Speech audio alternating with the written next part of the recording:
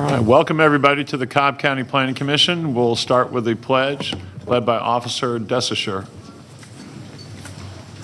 Would everybody please join me in reciting the Pledge of Allegiance?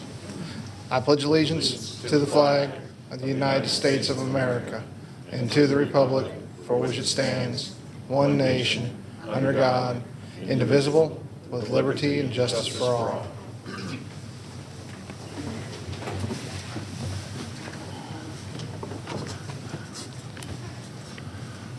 All right, Mr. Peterson will start us with our top of our agenda and rules. Thank you, Mr. Chair. Today's hearing will be conducted with the following process and procedure. Each case will be called in numerical order. When each case is called, we're going to ask that the applicant stand up and raise their hand to show that they are here. Then we're going to call to see if there's anyone here opposed to that case. We would ask that the opposition also stand and raise their hands so they can be counted for the official record. After recognizing the applicant and the opposition, both parties will be asked to come forward to be sworn in so they can present testimony to the board. The applicant will testify first, and then the opposition, if any, will testify second. It's important to note that each side only gets 10 minutes to state their case or concerns. There's not a process to reserve your time or to rebut. So you want to convey all your information to the board within your 10-minute time period. Additionally, if there's more than one person here on a particular case, you may want to coordinate with each other about what you're going to talk about because each side only gets 10 minutes and you don't want to cover the same information twice. Then after the 10-minute presentation period, the board will start to discuss the case at hand. From the discussion, they may ask one or more people to come back to the front for additional comments or questions. And after that, the board will make a decision to either approve, deny, hold, or continue the case at hand. There are two cases on today's printed agenda which have been withdrawn without prejudice, and these cases will not be heard. First case is rezoning case Z87 of 2021, Lennar, Georgia Incorporated. This case has been withdrawn without prejudice and will not be heard. Second case is SLUP 9 of 2021, Serious Tree Services, LLC, care of William Mazarejos. This case was withdrawn without prejudice and will not be heard today. There are 6 cases on today's printed agenda which have been continued by the staff of the Planning Commission, and these cases will not be heard today. First case is rezoning case Z48 of 2021, Ray Murphy. This case was continued by the staff until the February 1st, 2022 Planning Commission zoning hearing, so Z48 will not be heard today. Rezoning case Z61 of 2021, Blue Tiger Properties, LLC.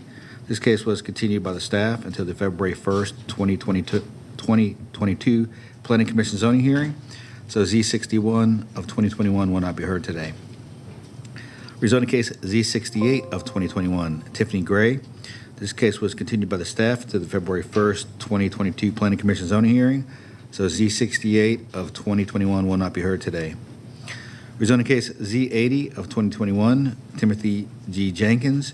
This case was continued by the staff until the February 1st, 2022 Planning Commission zoning hearing. So Z80 of 2021 will not be heard today. SLUP 3 of 2021, Ray Murphy. This case was continued by the staff until the February 1st, 2022 Planning Commission zoning hearing. So SLUP 3 of 2021 will not be heard today. LUP 7 of 2021, Blue Tiger Properties, LLC. This case was continued by the staff until the February 1st, 2022 Planning Commission zoning hearing. So SLUP 7 of 2021 will not be heard today. Mr. Chairman and Board, I did get a request this morning to continue another case that's on your agenda to be heard. That's rezoning case Z88, Taylor Morrison of Georgia, LLC. The applicant has asked this case to be continued by the Planning Commission so they could continue to work on their concept. And the applicant is here this morning. Okay. Commissioner Hughes, that's in District 4. Do you have a motion on that? There's a motion to continue case Z88 as requested. Okay, Commissioner Hughes has moved to continue case Z88. Do we have a second? Second. Second by Commissioner Wallet. Any discussion at all? Okay, call the question. All right. So by a vote of 5-0, that motion passes. Thank you. I would like to ask the people in today's audience, if you have a cell phone, please turn your volume on mute for your cell phone. When the phones ring, they do interfere with the broadcast and the presentations. Any person wishing to speak before the Board of Commissioners must file a campaign contribution disclosure statement. If within 2 years immediately preceding the filing of a rezoning application, a campaign contribution totaling $250 or more was made to a current member of the Board of Commissioners. Additional information about this requirement is located on the table in the back of the room. And I want to remind applicants, opposition, or any interested party that information is due to this board the Wednesday prior to this hearing. Any information submitted after the Wednesday due date may or may not be considered by the board at their discretion. And with that, Mr. Chair, I'm ready to start the consent agenda. Please do. Cobb County Planning Commission zoning hearing consent agenda for December 7th, 2021. First case on consent is rezoning case Z81, 2687 Sandy Plains Holdings, LLC. Request rezoning from GC to NRC for a doctor's office in land lot 596 of the 16th District. The property is located on the northwest side of Sandy Plains Road, northeast of Kinjack Road. Staff recommends approval, subject to the following conditions. Number 1, site plan received by the Zoning Division on October 25th, 2021. Number 2, Fire Department comments and recommendations. Number 3, Water and Sewer Division comments and recommendations. Number 4, Stormwater Management Division comments and recommendations. And number 5, Department of Transportation comments and recommendations. Is the applicant present? Let the record show the applicant is here. Is there anyone here opposed to rezoning case Z81? No. Let the record show there's no one opposed. Rezoning case Z86, Saints Partners LLC, request a rezoning from GC O&I TS to GC for convenience store fuel sales in land lot 875 of the 17th District. The property is located on the north side of Windy Hill Road and on the west side of Leland Drive. Staff recommends approval, subject to the following conditions. Number 1, site plan received by the Zoning Division on October 7th, 2021, with the District Commissioner approving minor modifications. Number 2, District Commissioner approved the final building elevations. Number 3, subject to Board of Commissioners approval of the right-of-way abandonment. Number 4, Fire Department comments and recommendations. Number 5, Water and Sewer Division comments and recommendations. Number 6, Stormwater Management Division comments and recommendations. And number 7, Department of Transportation comments and recommendations. Is the applicant here? I'd like to show the applicant is here. Is there anyone here opposed to rezoning case Z86? Yes, sir. Mr. Chairman, Board, there is one person opposed. So we'll pull this off the consent agenda and put it in its regular order.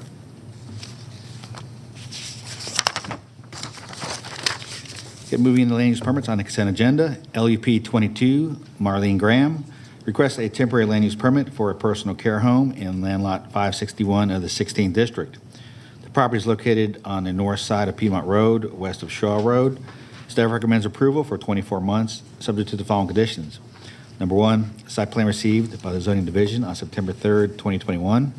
Number 2, Fire Department comments and recommendations. Number 3, Water and Sewer Division comments and recommendations. Number 4, Stormwater Management Division comments and recommendations. And number 5, Department of Transportation comments and recommendations. Is the applicant present? Let the record show the applicant is here. Is there anyone here opposed to LUP 22? No. Let the record show there's no one opposed. And that completes your consent agenda, Mr. Chairman and Board. Thank you. May I just have you call out case number Z84 as well to find out if there's any opposition to Z84? Okay.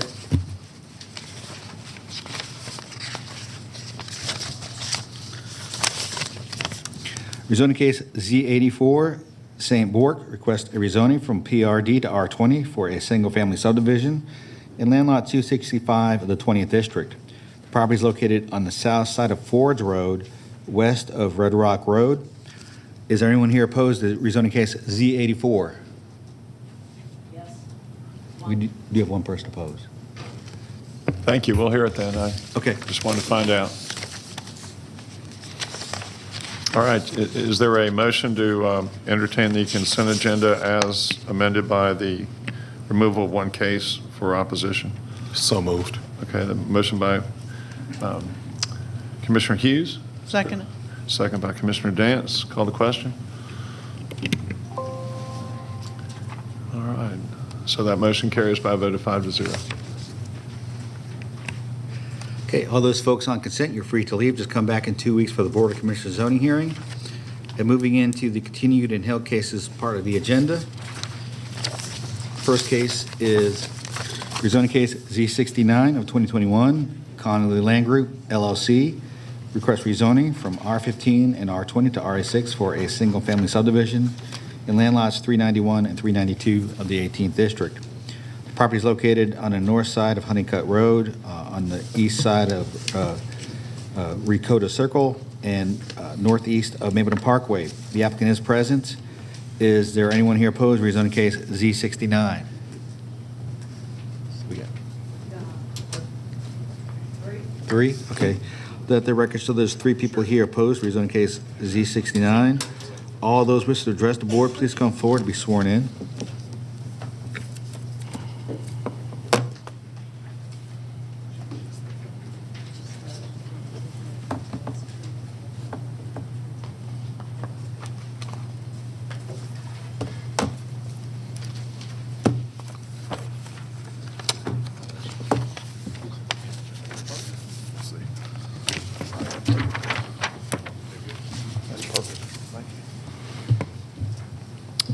C69, ready for the applicant?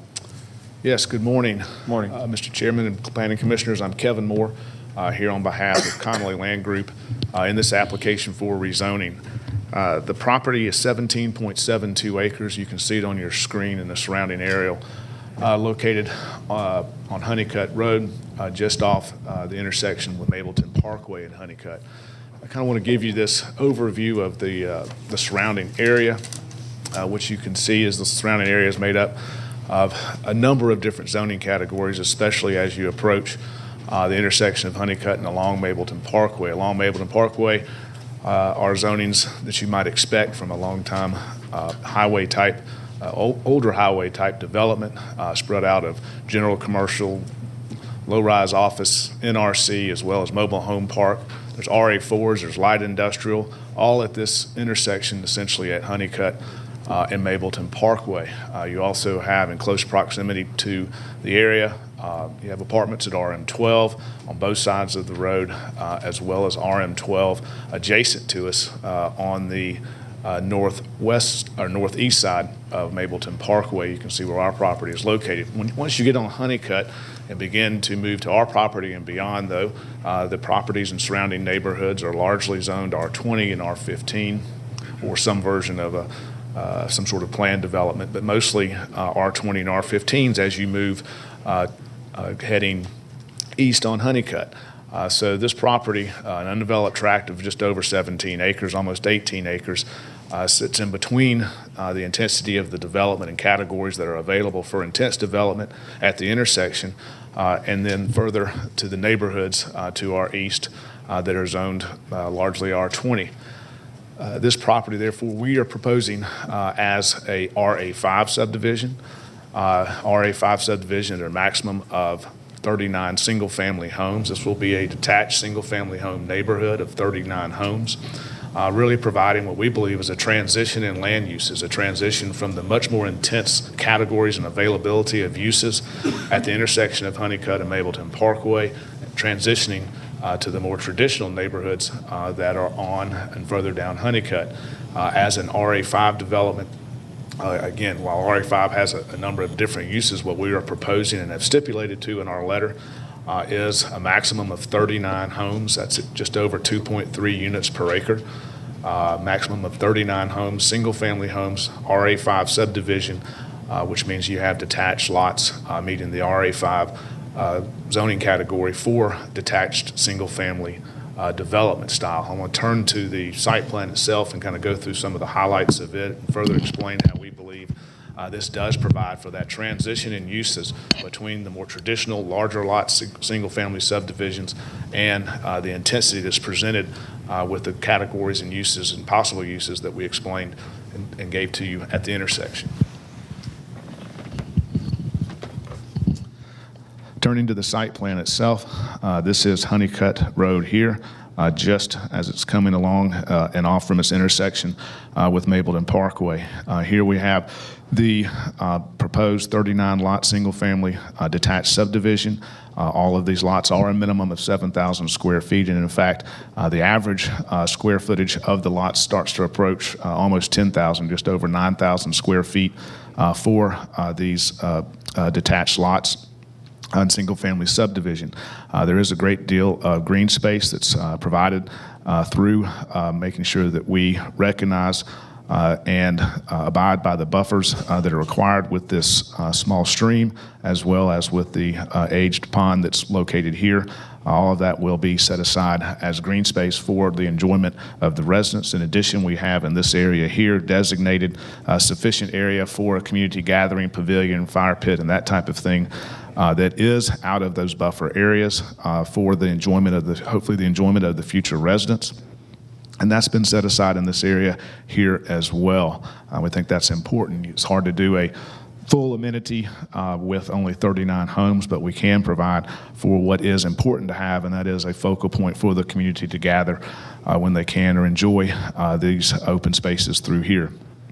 Also of important note, this will be a HOA, homeowner association controlled and mandated subdivision, and those are the types of stipulations that we have in our zoning condition letter. We've also provided for a disbursement of guest parking throughout with the required second emergency access only on Honeycutt. Again, please note that this access here, there is an existing private drive that provides access to these two existing single-family homes there. That will be kept and recognized, but we will have gated fire access only for that small leg of this property that comes down to Honeycutt. It will not be an entrance for residents or their guests or an exit for either.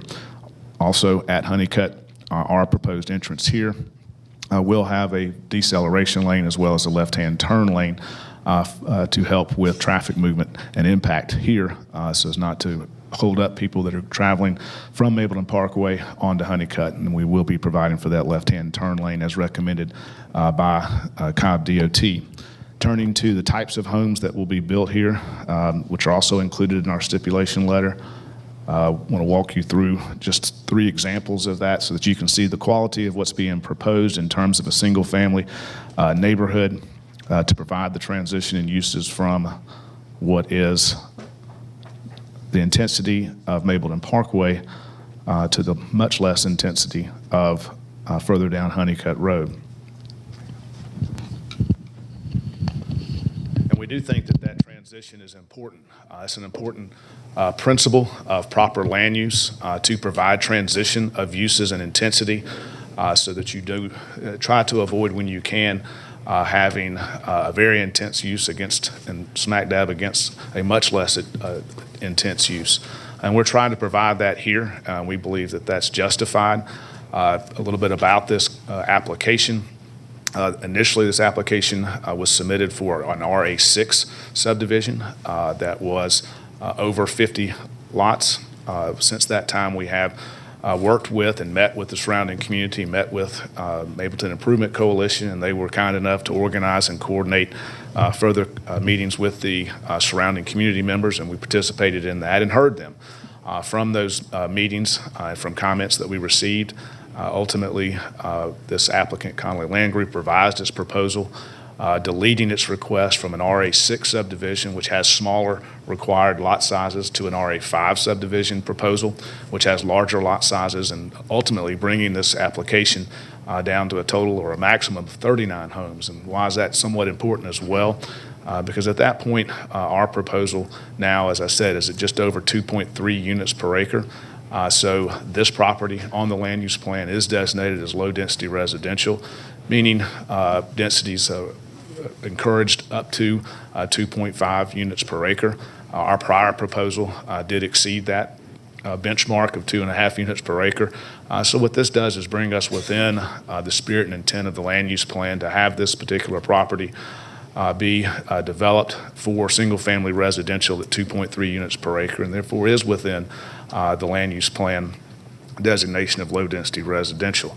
All of those factors combined, we believe, along with the stipulation letter that's dated December 1st, provide for an excellent transition in land use and a single-family subdivision where you could certainly see other applications coming in for a far more dense application.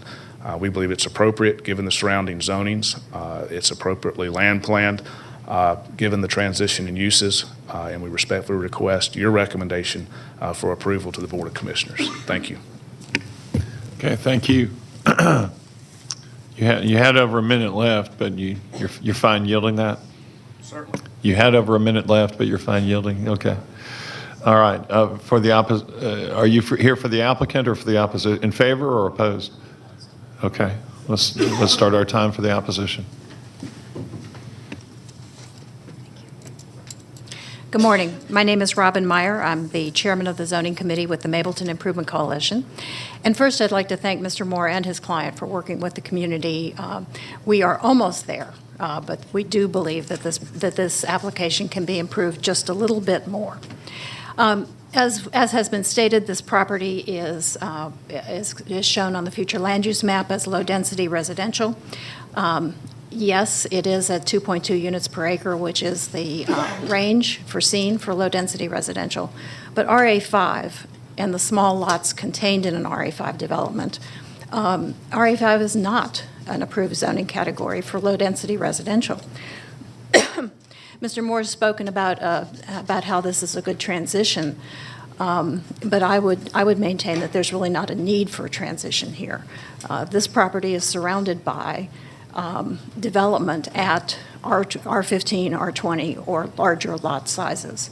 The homes on Rioka Circle that are zoned RM12 are developed as R20 lots. I have no idea why they're zoned RM12.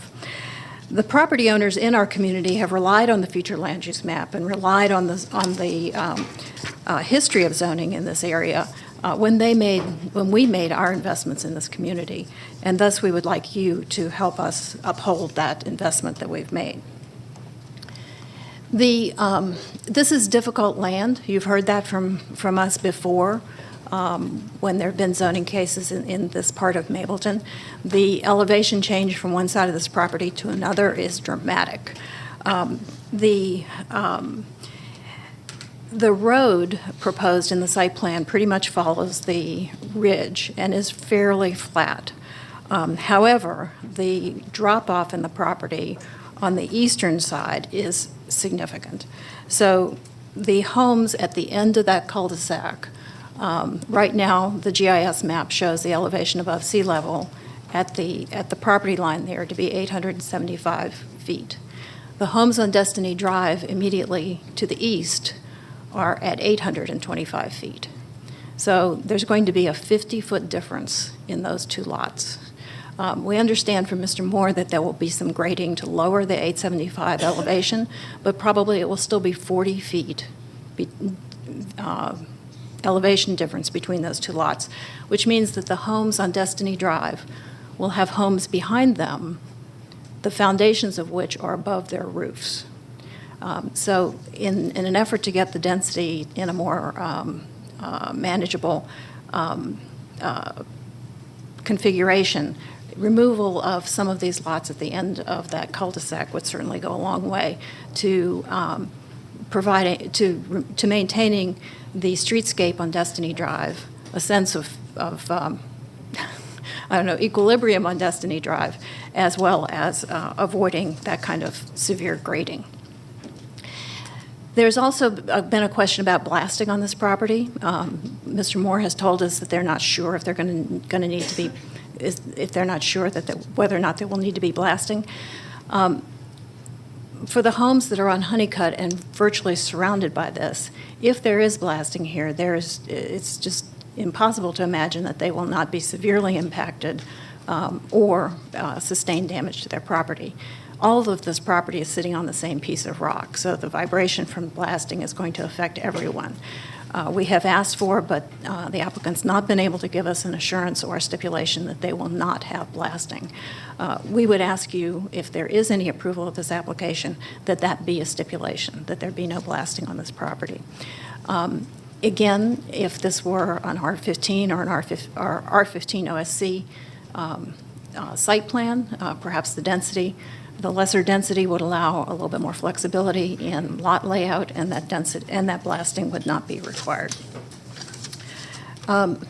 Additionally, there are not any dimensions on the site plan, but we're concerned about the feasibility of three of the lots as to whether or not the homes will fit.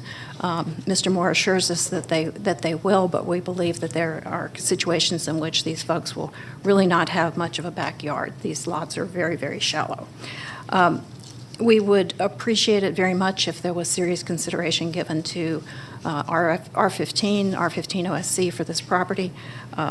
If the average lot size now is at 9,000 square feet, then surely getting to the 10,000 required for R15 OSC is not too much of a stretch.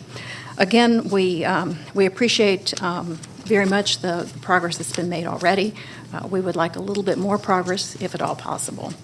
A member of our community who lives adjacent to this property is going to speak next, so I'll leave this slide up for him. Thank you very much. Thank you.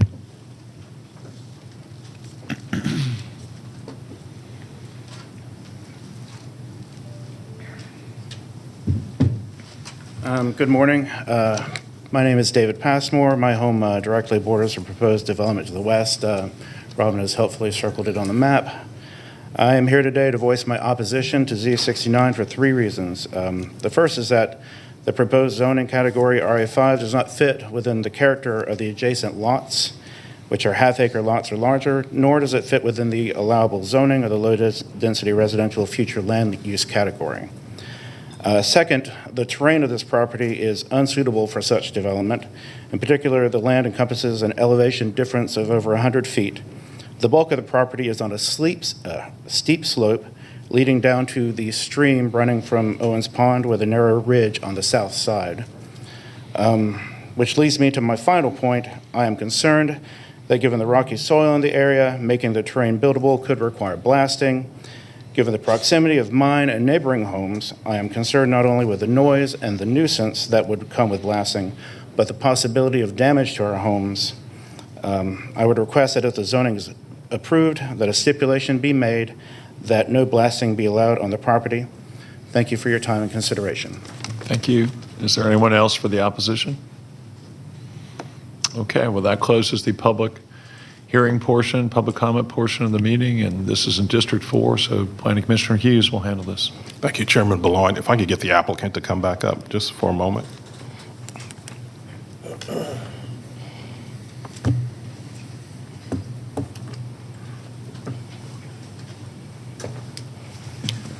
Thanks, Kevin. I want to commend you and your client for taking the time and working with community. I know the application's come a long way from its original submittal to where we are now. Someone's alluded to the need for potential need for blasting. Can you just respond to where you think things are, or do you think that will be required at this point? Sure.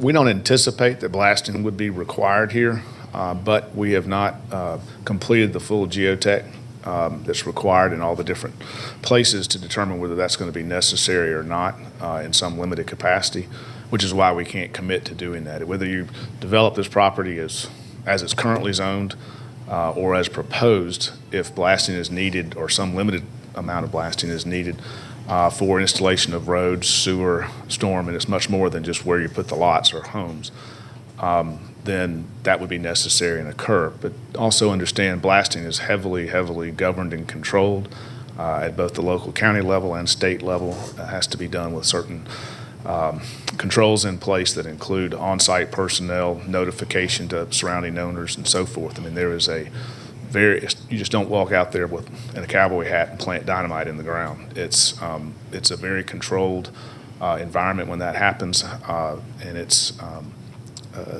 if it is to occur, and it just may not. It's just if we can't propose to stipulate to no blasting if you then can't build a subdivision because of that stipulation, which we could certainly do today. Okay. Any other questions from the commissioners of the applicant while he's here? I do have a few. I work in an office building that happens to be right next to Battery Atlanta, and as you may or may not be familiar, there was a lot of rock that had to be removed down there. So I'm pretty familiar with what happens in terms of the blasting. It usually happens at 12, 1, or 2.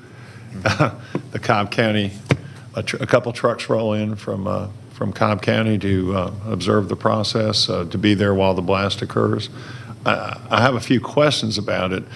Here, in this case, and in that case, that was extensive. I think it went on for close to a year because there was just so much rock on the site.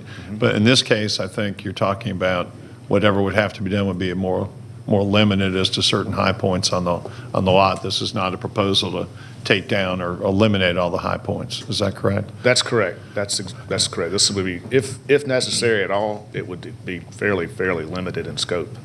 I am not a geologist, but I presume geologists know where the reverberations go out when a certain blast occurs before it happens. Is that something you could perhaps enlighten us on in this process? Or I'm not a geologist. I can't even say the word this morning, but it doesn't really matter. I don't know rock, so I can't really say what happens with that. I just can say that I do and am aware of the controls and rules and regulations that go into blasting. It's a process. If you're going to do it, like you said, whether you're doing it at a Brave Stadium to the extent for a year, or whether you're doing just one single micro blast to simply bust up some rock as it sits in one place, the same regulations apply. The trucks come out, it's observed in full, it's scheduled, notification goes to the surrounding property owners, and so forth. So it's a very controlled environment that happens in this day and age. has any testing been done as to where certain types of rock are located that could be problematic at this point? I'm not aware at this point. Again, the early indications are we probably will not have to do it. It's just the final say on that is not something that's scheduled for some time. Okay, and the folks from Mableton Coalition District seem to think that you really wouldn't lose very many lots if you went to R15 OSC, possibly with some variances along the left-hand side where you're up against, where you're closer to some higher density stuff. Have you done any kind of evaluation to see the extent of lot loss if you went with that type of a plan, given the fact you're already at 9,000 feet? In this case, if you just simply go by the numbers, it would be around 36 or 37 lots. Okay. Would be total there. Not sure that would work out in total, work out completely, but it could be more. And just becomes sort of an order of magnitude situation from a feasibility standpoint. Okay. And these are relatively larger homes on these lots, right? Yes. You're at These are about 2,000 square feet plus. Up to 2,400. 2,400, yes. Okay. Okay. Those are all the questions I had. No other planning commissioners have questions at this time? Planning Commissioner Anderson? There it goes. Just wanted to have a little bit more detail on the schools in terms of capacity. In terms of these homes, what would be the typical kind of bedroom mix? I know you gave some of the size, but Sure. given the capacity, kind of overcapacity constraints noted, is there an expectation that there'll be kind of a cap on the number of bedrooms? And what would be, can you give us a little bit of context on the actual kind of home layouts and the target kind of market for those? Yes, these are the typical home that's being proposed here is a 4-bedroom, 3-bath home. It is being proposed, like I said, as a single-family subdivision, which is what this area, once it moves on Honeycutt, as I was speaking, is largely dominated by, unless you're closer to Mableton Parkway. That's the type of neighborhood that would be proposed to be built here from a school impact standpoint. Again, we believe that it's the school's job to build the schools to the land use plan, and we're within the land use plan. So we don't believe that a school impact here is a proper consideration given where we are now in this proposal. And then just to kind of follow up on that, can you talk a little bit about the anticipated price point for the homes? Yes, we would anticipate price points here starting in the high 300s. High 300s. Okay, thank you. Sure. Thank you, Commissioner Dance. Thank you.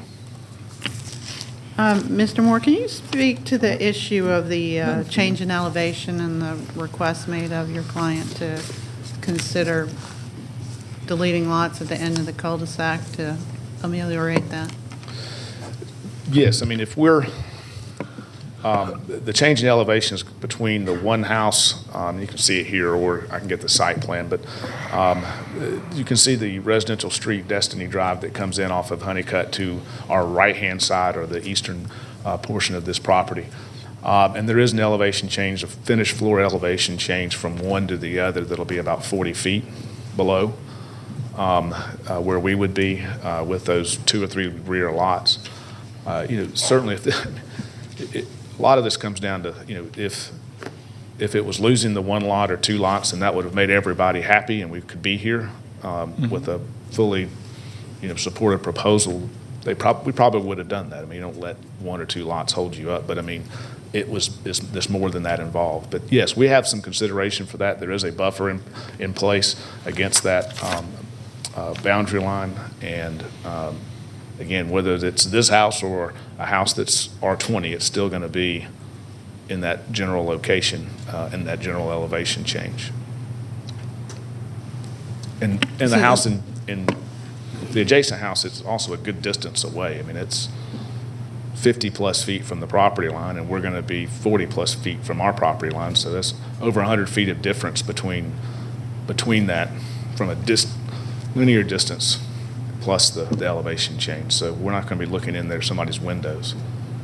So is most of the discussion, or let me ask you to characterize the discussion, has the discussion been around the view or around potential drainage issues? Just the view impact, Okay. because our drainage will be going away from them. Okay, so your folks' analysis is that it wouldn't affect the drainage onto those lower lying lots? That's correct. We would be prohibited from having any water from our site going down the hill that way. We have to go to the detention pond and can't have it spill over into the neighboring properties. And so the detention pond is located the other side of that cul-de-sac? It is. The detention pond that'll serve that section of the property is located in the top right of the site plan. Okay, thank you. Thank you. Thank you, Commissioner Hughes. Thank you, Kevin. Thanks. Commissioners, are there any other questions of staff this time? John, I just have a quick question. Just in looking at the aerial map, GIS map that was up earlier, the RM12 zoning designation that's to the west, what's the background on that? Do you know? Developed, but it's developed as a single-family subdivision, it appears. Yeah. Just kind of It's been, Commissioner Hughes, it's been zoned RM12 since the county adopted its zoning map in 1972. Okay. So I don't have any history past that.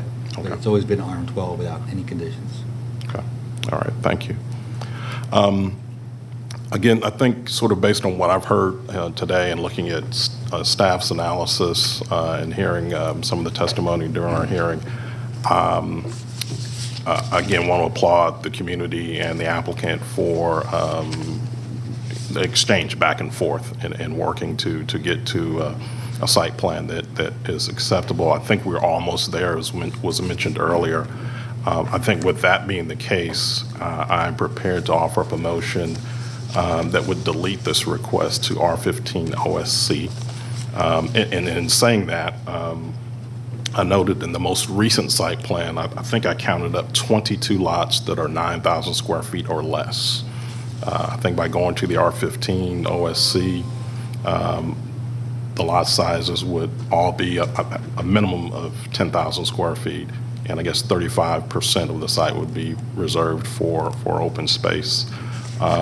That will likely result in the reduction of at least 2 lots, maybe 3, which I think could be lost on the, I guess that's the eastern end of the where the cul-de-sac was, and may address some of the concerns for the subdivision on that side of the project. But with that said, my motion is to delete the request to R15 OSC, subject to staff's recommendations.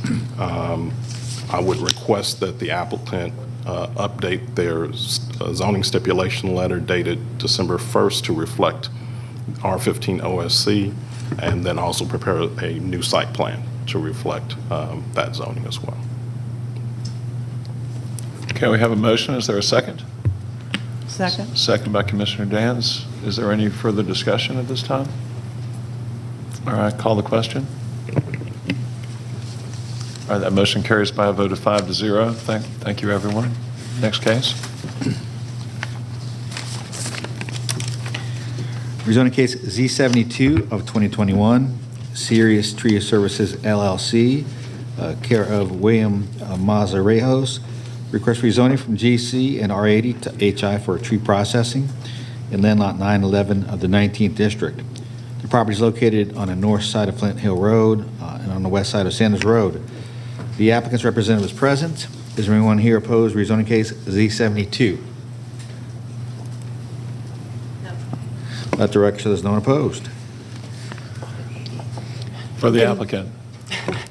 Good morning, Commissioners. I'll say this, Ellen Smith with Parker Poe, third time's a charm. Perhaps you've already heard this case twice. We did meet with community members on November 20th, just before Thanksgiving, to resolve their concerns. We filed last week a withdrawal of SLUP 9, which was to allow tree chipping services on this property.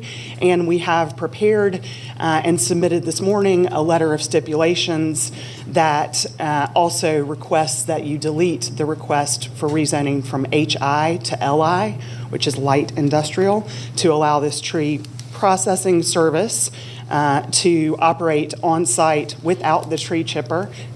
I have copies of that letter of stipulations. I'm happy to give you the full presentation, but also I'm mindful of your time, and I'm happy to answer any questions that you may have. This is also in District 4. Planning Commissioner Hughes. Thank you, Chairman Baloin. I don't know that I have any questions for this. I want to thank the applicant for your diligence of working with the community and to address their concerns. I did want to confirm that there will be no wood chipping on site. Confirmed. And can you just sort of describe what your client's intentions are with respect to Certainly. this latest proposal? Serious Tree Services has 10 employees and 15 trucks. They're looking to consolidate operations, which right now are housed in a home and off-site parking for those trucks and other equipment. They bought this property a little more than 6 months ago and intend to use the property for their office administrative services, to store their trucks and equipment, no tree chipping services, and that's laid out in the letter along with hours of operation and meeting all of DOT and other staff comments as well. Your hours of operations are 7 a.m. to 7 p.m. Monday through Saturday? Yes, sir. Okay. Are there any questions? Any questions from any of the planning commissioners? Just briefly, Yes, sir. is there any industrial processing that's going to happen on this side at all? None. Okay. I don't have any more questions then. Back to you. With that, I'm prepared to offer up a motion to approve as revised zoning to LI based on staff's recommendations and the zoning stipulation dated December 7th, 2021. Okay, we have a motion. Is there a? Second. Yeah, Mr. Peterson has a comment.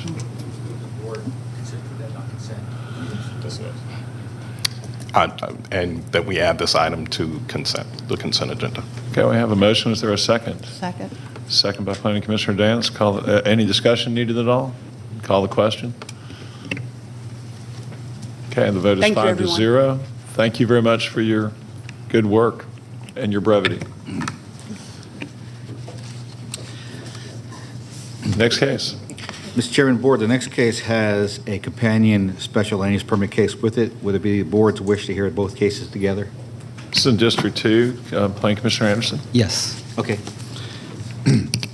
Rezoning case Z78 of 2021, St. Benedict's Episcopal School. Request rezoning from O&I in R20 to O&I for a school in land lot 695 of the 17th District. The property is located on the east and north side of Dana Street and on the west side of Cooper Lake Road. Additionally, it has a special land use permit number 11 of 2021, St. Benedict's Episcopal School. Request a special land use permit for a school in land lot 695 of the 17th District. Property is located on the east and north side of Daniel Street and on the west side of Cooper Lake Road. The applicant is present. Is there anyone here opposed to rezoning case Z78 and SLUP 11? Three? Okay. Let the record show there's 3 people opposed to these cases. All those folks wishing to address the board, please come forward to be sworn in.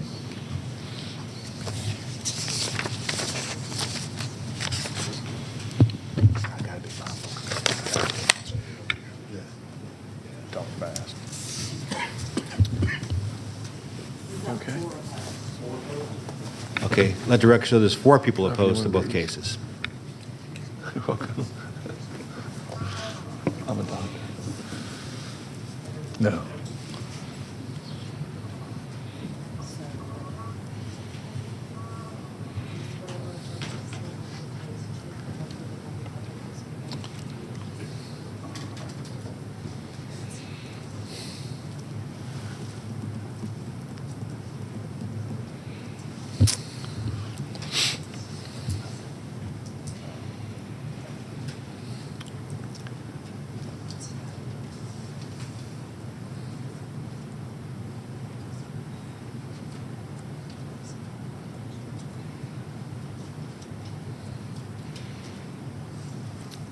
For the applicant?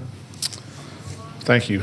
And again, good morning. I'm Kevin Moore here and pleased to represent St. Benedict's Episcopal Day School in this application for rezoning and a special land use permit for their proposed development of a middle school grades 5 through 8 on this 4.2 acre tract located at Cooper Lake Road and Daniel Street.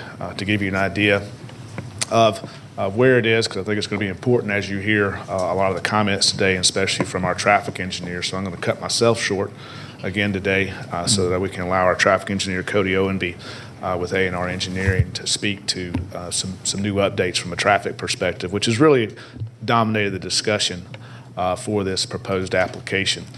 You can see in the middle of your screen is the O&I, that's Office Institutional Zoning.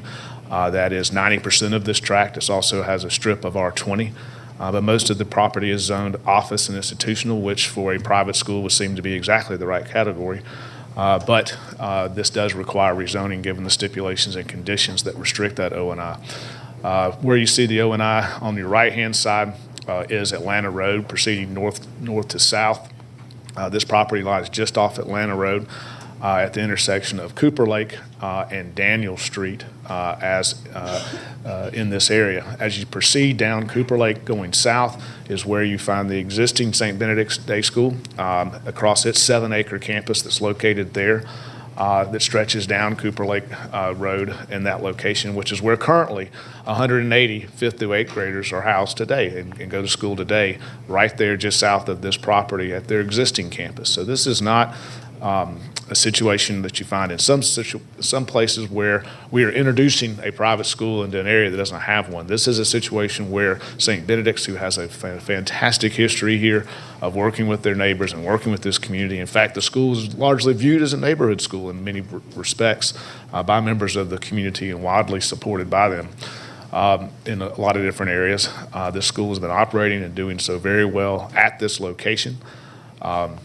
There are plans here to purchase this property and develop it to move the 180 5th through 8th graders to this new spot, to this extension of this campus. Let's show you that proposed site plan that had been filed with this application for a new portion of their school on the 4.2 acres. Staff notes that for a private school, anything less than 5 acres requires a variance. And has noted that it is our position a variance really isn't required. We're simply adding 4 acres to the existing 7-acre campus that's right there. So this makes it for an 11-acre private school campus, and thus we do not believe the variance is needed or necessary. This was the initial and original site plan filed with the application that showed the proposed middle school 5th through 8th grade. We had included in our application a total of, for a maximum of 350 students. This would include the various phases across this property to include a small gym, library, and other things you would normally associate with a school and a school building at this location, which is somewhat moving some of those functions from where they are currently with St. Benedict's now. So all of this activity for this school occurs in this area right now today. So we're not adding that. We were proposing to include some additional numbers for student enrollment, increasing the current middle school cap or maximum enrollment from 200 to 350. However, after we have done extensive traffic studies and extensive work on this application, really driven by the traffic, and how do we ensure that even though the existing school traffic comes through this very same intersection, it is going to a different direction and exits in a different direction by and large. How do we control that? How do we ensure that we do not create a situation that is bad today, not necessarily because of the school, but because of the traffic coming in and out of this area during, especially in the AM peak? How do we make sure that we don't exacerbate what is already a bad situation, even though we're a part of that traffic generation here with the existing school? And what you see before you now is a revised plan showing the carpool plan that would provide for moving the drop-off further into the property, creating a single middle school building instead of the multiple buildings as proposed earlier, which lessens the overall just visual and entirety of the impact here, but also importantly for your consideration is lessening our proposed maximum number of student enrollment for the 5th through 8th graders from 350 to 240. Even in our stipulation letter, it was at 350. We are now proposing that be capped at 240. Keeping in mind we have 180 today. And that was largely driven by the traffic considerations. What we were trying to do is ensure that if at maximum capacity, so to speak, that we've agreed to here, that what number works, what number can we control and make sure that we can control the traffic through and carpool traffic primarily so that that can be mitigated. And in addition, by mitigating that, we've mitigated, again, we think the overall building and density impact or intensity impact of what's being proposed for this site. We think with this proposal before you today that it is appropriate. Again, this is St. Benedict's Day School, which is here today and operating. What we're proposing to do is simply move the 5th through the 8th graders to this property, develop it. This property has a long history of failed rezoning attempts. We think the very best use for this area and for this property is simply so that St. Benedict's, who already has a vested interest in this area and in protecting this neighborhood and in this community, using this simply allows for that to occur in a much broader scope for St. Benedict's. I'm going to reserve or release the rest of my time to Mr. Cody Owenby, who is here from A&R Engineering, because I think he really needs to be able to review and summarize for you how this traffic works and what we're proposing to do to control that. Thank you. We have a copy of my site plan. No, it should be one I put together. Oh, did you give it to him? Okay. But there's only one PDF on there. Yeah. So while he is loading that up, I will go ahead and apologize. First off, Cobb DOT received our study this morning, so we know they have not had a chance to complete their review of it. So as a result, I'm going to kind of walk through kind of what some of the final kind of summaries are that we analyzed in the study. So we did study the surrounding networks, including Atlanta Road at Daniel Street, Cooper Lake Road at Daniel Street as well, and a couple other intersections. And, we resulted that, subject to some improvements, they will not be substantially impacted. And the school can work at this location. Specifically, our recommendation is to make the north driveway entrance only. And then the south driveway will be an exit-only driveway with provisions for emergency vehicle access. And then down there in the bottom left-hand corner of what you see on screen, there's one more driveway that's with Weaver Street, across from Weaver Street, and that one will be emergency access only.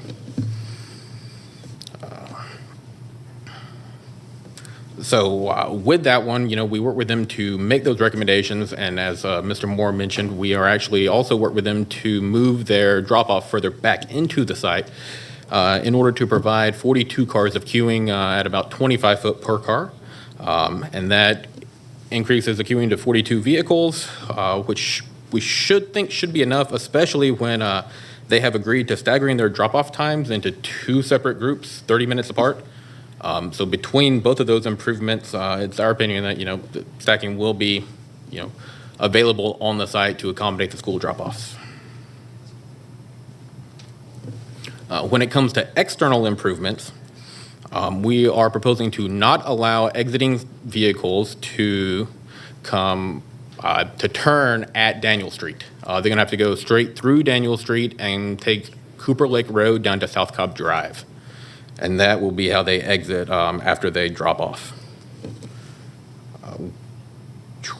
We will also minimize the impacts of this by, as you can see here, providing an additional lane at Cooper Lake Road for exiting cars. You can see that as a through right lane there. And then in order to lessen impacts of our vehicles coming into our site, we are proposing a left turn lane on Cooper Lake Road as well. You can see that's also shown here, and that will go our full frontage. We also have heard have heard there's consideration of signalizing Atlanta Road and Daniel Street, and that would be a system improvement if that did happen. At this point in time, with all these improvements, we still believe that this intersection will operate adequately for the school. Thank you. Okay, thank you very much. There's no one else for the applicant. We can move on to the opposition. All right, for the opposition.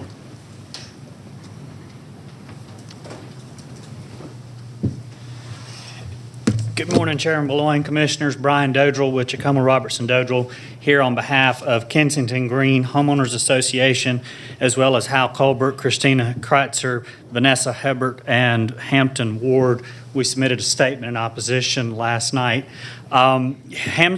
Kensington Green is the subdivision most affected. We're right there off Daniel Road and come out past where the school will be. As you know, the present location is a single-family home that's been used as an office and was conditioned on that single-family home. So it's not completely accurate to say that this is just a simple transition, just taking a condition off. You're going from what was specifically restricted to a single structure that was already there and compatible with surrounding uses and putting in something that is incompatible. The traffic study that was submitted, I guess, this morning, we haven't seen it. We haven't had a chance to review it according to the applicant. DOT hasn't had an opportunity to review this information, but I will comment that the way these numbers are being presented to you is not completely, again, accurate.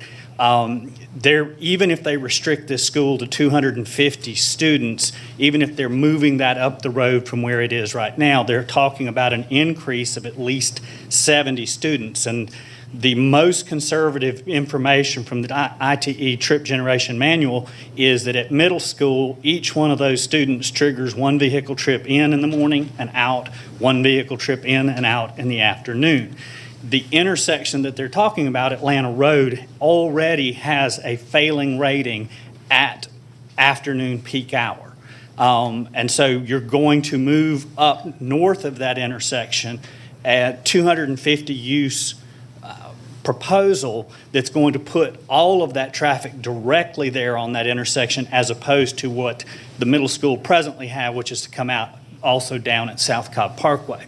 The total vehicle trips that are generated by a 250 student school, even if you split it into 2 pickup drop-off times for each cycle, is about 500 vehicle trips per day, 250 for each side of that. They're talking about having 42 spaces in their carpool lane, 42 even splitting, even if you split that 250 vehicle trips into 2, that's more than 42. This is going to spill out onto these roads that are already considered local roads and intersections that are already failing.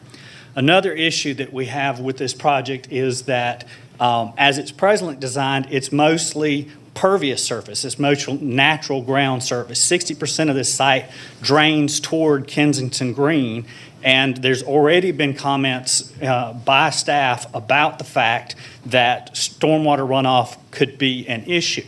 The Board of Commissioners in 2000, well, the Planning Commission recognized in the 2018 rezoning attempt that the Board of Commissioners adopted a land use initiative for the area along Cooper Lake Road in an effort to control residential development. Due to the topographical sensitivity of the surrounding areas, the Board of Commissioners articulated a desire to minimize the intensity of development and to implement the objective. The Board of Commissioners will only consider development below or at the midpoint of the MDR designation, 2.5 to 5 density units per acre. Based on that, this proposal is almost a 60% increase in impervious surface over what would be there if this property was developed in accordance with what the comprehensive plan calls for it. Again, this isn't just a simple OI to OI. This is a significant redevelopment of the property, and it needs to come into compliance with the comprehensive plan. It's there for a purpose. Board of Commissioners put that in place with their plan for this area specific to address some of these concerns. This is not in accordance with that plan. You have also, there has been no, we saw today in the plan that was put up that they're going to be sports fields. There's no information on whether those sports fields are lighted. There was a gymnasium there. There's no information on whether it's going to be, PA systems. None of this information has been vetted by either planning or by the neighbors. It hasn't been presented to the neighbors in this configuration. And so for those reasons, we believe that this is the proverbial 10 pounds of flour in a 5-pound sack. You're putting too much in an area that's already highly stressed as far as traffic, stressed as far as stormwater, and there's no provisions being made that adequately addresses that and no opportunity to consider it. So we would urge y'all to recommend denial, or at very minimum, if they're going to be putting in new information and asking us to reconsider and review that, then give us an opportunity to go back and look at this, because we haven't had an opportunity to review this information. Thank you very much. Okay, thank you. Anyone else in opposition?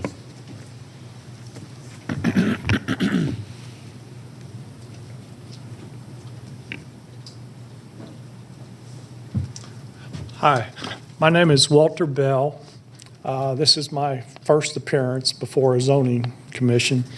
But my wife and I own a house on Tristan Drive, and it adjoins some land that we also own, 1.25 acres. And my concern is the drainage. I strongly support St. Benedict's and hope they succeed in their process. But I am concerned about what the property is going to do in the drainage behind our house. The extra land that adjoins our house lot is, like I said, 1.25 acres. But it has a stream on it, and that stream is about the length of a 1.5 football field, say 450 feet to 600 feet. And all the drainage from what they're talking about doing is going to flow into that same stream. And right now, our next door neighbor, for instance, we've never seen the property overflow the bank on our side. But our next door neighbor, it has overflowed the bank. And if they increase a lot more water, and even beyond St. Benedict's, the stream goes far above. And, any future development has got to be considered in the drainage for that particular stream. And so that's my concern. I mean, as far as St. Benedict's, I love them. I hope they succeed. But I'm just concerned about our neighbors and what it's going to do to the stream on downstream. And that's all I got to say. Thank you. Anyone else in opposition? Okay. Okay, there's 2 minutes and 26 seconds left. Thank you. I am a resident of Kensington Green Community and also president of the Homeowners Association for Kensington Green, and you already heard from Brian Dodrill, so I won't belabor those points, but wanted to definitely affirm the negative impact and expectation when we purchased our property. As we hear from realtors, it's location, location, location, and putting St. Benedict's in that location does adversely impact the residents of Kensington Green. We have only one ingress and egress into our community, one only. And it is only at that location. We are directly impacted by this. And as you already heard, there's an F rating for the Atlanta Road traffic. And we have asked for it to be signalized, and we have been told that DOT cannot signalize it due to the proximity. So I would dispute the information we heard earlier about signalizing that. We've been told it cannot be. And with that, St. Benedict's has been a wonderful neighbor in their current location, and traffic does not come back into Daniel Street and onto anywhere near our area. With this new proposal, it's not adjoining property, it's a couple blocks away, and that is a different traffic pattern that will adversely impact us. It also presents the issues that you heard on noise and lighting, and it is a concern for us, as well as drainage. We have homes that are already having moist backgrounds and flooding in that back area, in the back lots, and those homes will also be impacted. So for those reasons, we are opposed to the current location. There are other suitable land properties around that need to be considered versus this location, which is intended to be residential, looking at the future land use plan and why residents chose to buy within the community with trust in the county on that plan. So for those reasons, we request that you deny the application for this location. Thank you. Thank you. This case is in District 2, so Planning Commissioner Anderson. Thank you. Thank you, Commissioner Burloin. Can I please call up the applicant again to the podium?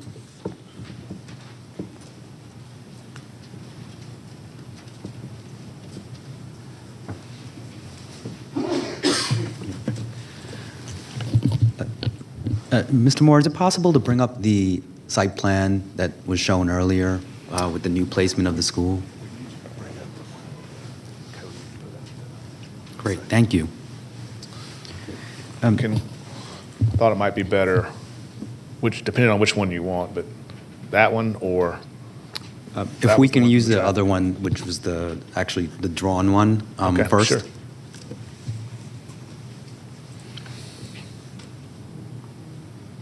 And then we'll come back to that one. All right. Great. There you go. All right, perfect. So a couple of questions on this regarding some of the comments from the opposition. The original, can you confirm what the original square footage that was proposed and submitted within the site plan was? I believe, I want to say it was around 50,000 square feet? Correct. Okay. And at this point, you've reduced this now to a 30,000 square feet actual program? Correct. Okay. And in terms of the play field as located there, could you help me understand what would be the intention of the programming there? And is there any desire, anticipation to have actual additional building put within that area, given that it was in the original plan? Yeah. Yes, I do. I was about to say, I can tell you, but I'd rather you hear from Mr. Reverend Brian Sullivan, who headmaster at St. Benedict's Day School. He'll let him speak for himself since he's here. That's okay. Absolutely. Okay, thank you. Brian Sullivan, I'm the head of school at St. Benedict's. The playing field that we have currently on the other campus is just for afternoon playtime. It's recess. We don't have any structures on it, and we don't intend to have it be organized sports. There may be some practices there, but there won't be lighting and evening activities. Got it. Okay. And then in terms of the so actual circulation around the play field, one of the things that was in the earlier plan was it seems as though you've moved the actual drop-off location further to the west. Correct. Which I would have expected to provide for a little bit more queuing capacity. But it seems as though the original plan, which had, I think, capacity of around 50 to 54 cars, has now been reduced by 42 cars. Can you talk a little bit about what were some of the drivers of the reduction? Maybe Amy Diaz can. We reduced it, it was 20 feet per car. It's now 25 feet per DOT instruction. Okay, got it. So the main driver was a revision of what was in the STIP letter From the that DOT, plan? yeah. Okay, got it. And then can you talk a little bit about the car? You said there are 150 existing students who will be transferred. About 180. It's zoned for 200. Okay. Yeah, so we have 10 classrooms on the current campus. It's Yep. two warehouses Yep. that had been redone, and this will allow us to have a STEM building and 12 homeroom classes. Right, right, okay.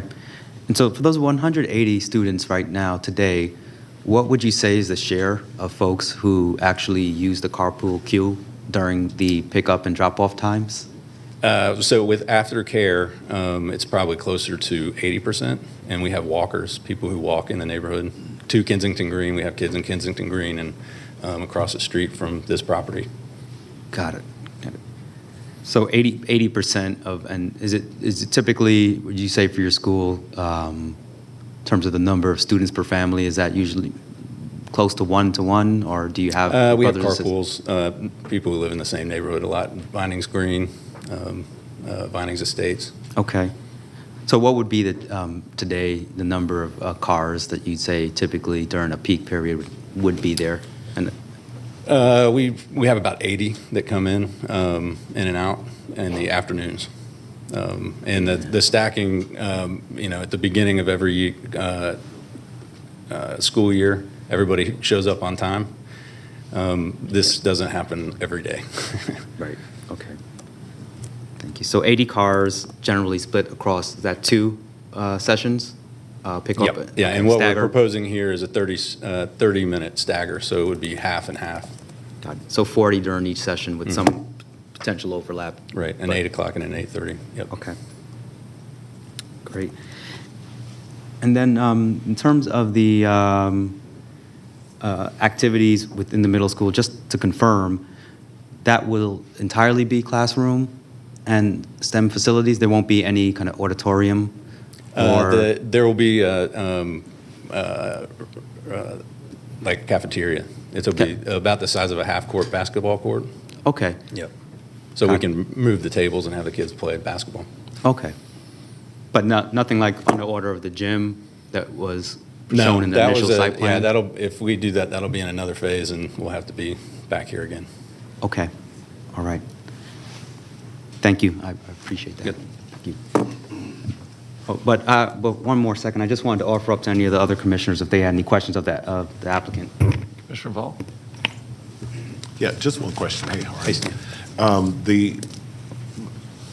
The staggering, can you, do you currently stagger the students now in the morning? or On the this will be a main new campus, approach? we have kindergarten, preschool stagger, so that on the main campus. On the south campus, we have not had to go to stagger.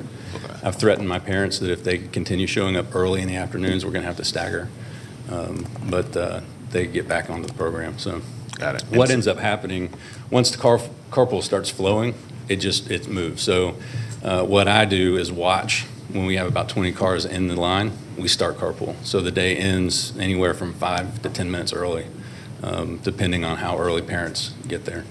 Got it. And so the plans are for in the morning for this new campus for a staggered approach. Did you say between 8 and 8:30? It'd be 8, probably we'll do the 5th and 6th grade at 8 and the 7th and 8th grade at 8:30. Got it. Give them 30 more minutes to sleep. To get cars in. Okay. Thank you. Any other questions? If not, I have just a couple. Yeah. How many days of the year does your school meet? 180. About, depending on Braves parades, 170. 179. 75. Okay. We usually start the second week in August and we end before Memorial Day. And to what extent do you have weekend activities at the school? It's minimal. We have Boy Scout troops, Girl Scout troops. We have a fun run that happens once a year on a Saturday on the main campus. So it's minimal. To what extent do you have evening activities at the school? We've limited it. So we may have a trunk or treat activity during October, but we try not to do anything past 6 o'clock. Okay. And what time are the pickups in the afternoon? Right now, they're at 3:10, and on a Friday, 2:20. And then our after-school program runs until 6. And like I said, we have about 20% on the South Campus. It's a lot higher on the main campus, after-school participation. So your after-school population, that would be basically more of a rush hour pickup, is only 20% of your total? Yep, it reduces it, yep. Those are my questions. Thank you. Great, thank you. Any other questions of the applicant or among commissioners? Great, thank you. Yep. Can I ask Amy Diaz with DOT, please, to come to the podium?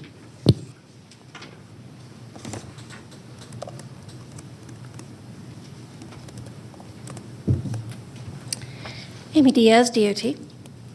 Thank you, Amy.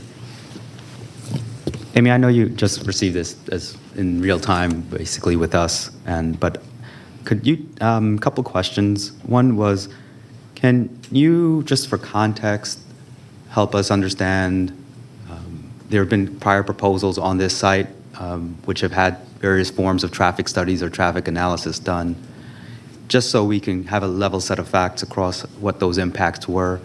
Can you speak to, I believe there were 2 prior efforts on rezoning, to some of the impacts that were anticipated for those uses and what those uses were, one being a residential, one being a medical office, and then this?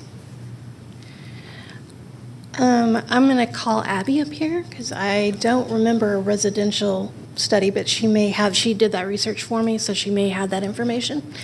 I do know the medical office, that was a more recent traffic study, and yes, they did do a traffic study.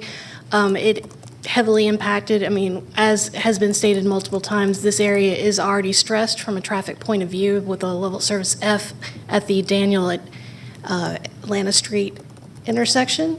And so when the medical office tried to come in, they also were going to have to do a good deal of mitigations, and that zoning case / plan review did not move forward.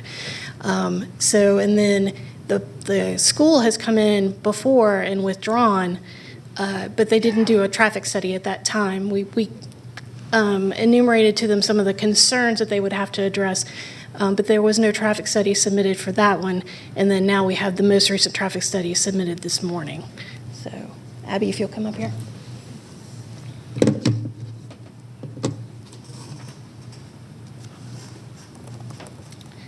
You address residential, is that what's in there? What was the question? Sorry. Was there a residential proposal at this area? Yes, there was a small residential subdivision proposed several years ago, but they didn't do a full traffic study. I think there was only a trip generation done for that particular site. Yep. And it was done probably 5 to 6 years ago. Okay, got it. And then in terms of, is it fair to say that relative to a kind of as-of-right medical office use versus what's proposed here, is the trip generation, can you speak a little bit about the trip generation level? And thank you, Abby. Can you speak a little bit about the trip generation volume as well as the kind of shape of the distribution? Are we talking about similar trip amounts but occurring at different peaks? Just want to understand if something was built here as of right, what kind of baseline would that generate in terms of trips and the timing of them versus what's being proposed? Certainly. So residential probably would have the lowest trip generation for this area. It depends in part on how dense a residential development you're talking about. The difference between a single-family home development versus an intense apartment development can be significant. If you were looking more on the apartment end, you start to come into line with what you probably are going to generate from an office, but they have the reversed traffic flow because a home residential development has greatest number of exiting trips in the AM as people leave for commuting and receiving back in the PM, and an office, of course, is the reverse. So whether or not this area is congested in both AM and PM, so which one is better depends on the characteristics of the area you're in. I'm not certain that there is really a benefit to this area because it's going to impact one of those already congested periods regardless, if you're looking at those two. For a school, they have a very intense peak typically because drop-off tends to be within a short band. The school's willingness to do the phased drop-off is going to help in the AM peak. In the PM peak, they are going to be releasing when it's not the peak period of the adjacent roadways, because they'll release before the 4 to 6 period where other commuters are adding to the congestion on the road. However, PM peaks tend to have the highest queuing because people tend to come up. I believe even the gentleman mentioned that he might have to say something to his parents that they continue to park so early. But we see that at schools all across the county, not public and private, that when parents need to park to pick up their children, they tend to do it as early as the school will allow it.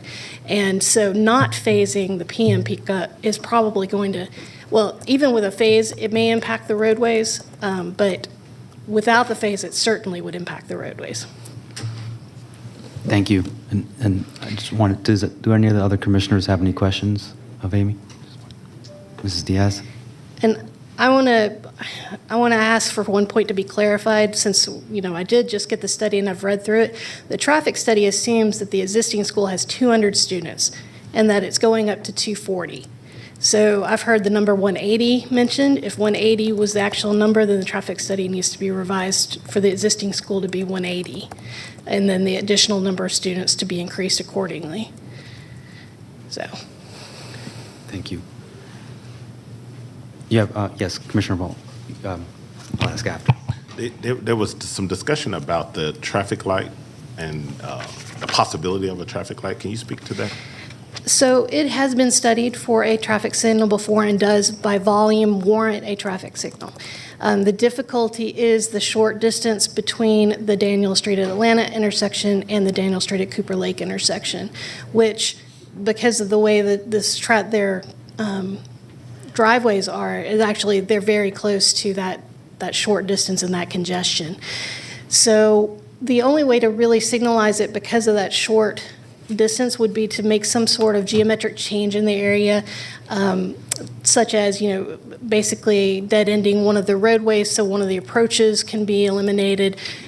Major changes that are outside the scope of this zoning application.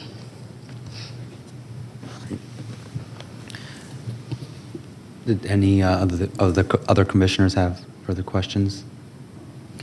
I had one more, actually, in terms of there was a comment around making Cooper Lake effectively limited to southbound only traffic for cars that are exiting from the site. Could you speak about the feasibility of that and what would be the mechanics involved with actually implementing that?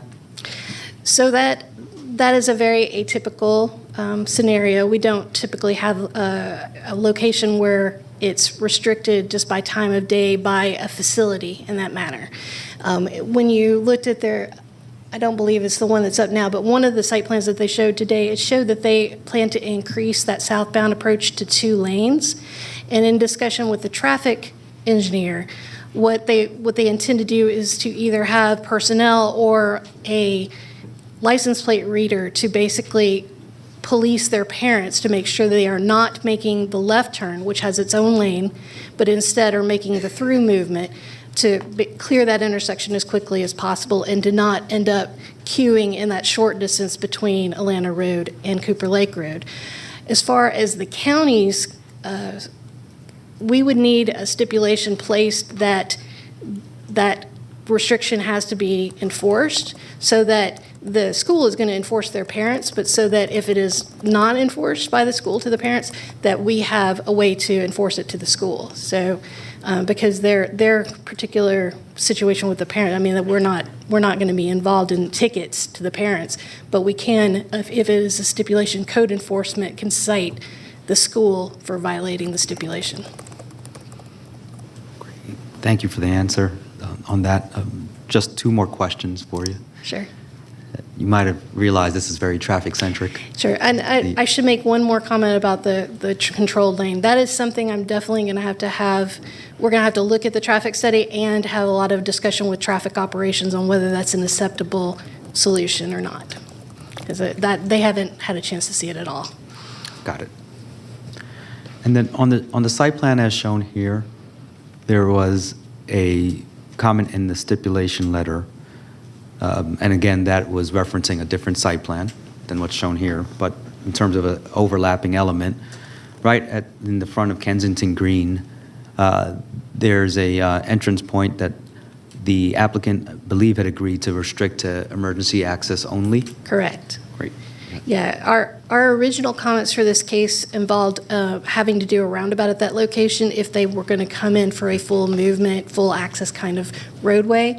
But for an emergency only access that is gated, that would not be required. Got it. So in that case, there's no longer any recommendation or need for a roundabout. Correct. As contemplated there. Okay. And is it also a possibility to restrict parking along Daniel Street as an explicit, as opposed to kind of more nudge action? Is that something that can be, what would be the dynamics around stipulating that? So to have the county restrict parking along a roadway, there's basically two paths forward for that. One is to go through our traffic operations department. There is a procedure. They have to get the signatures of a certain percentage of the owners along that roadway that they agree to have a no parking stipulated. That is fairly uncommon, but we do have that happen across the county in different locations. The other is if they bring it to the fire department's attention that the parked vehicles are causing a public safety issue, then they can go through the fire department's process, which is different from DOT's. Okay. And fire is here if you need to call them up. Okay, great. Thank you, Amy. Are there any other questions that have bubbled up?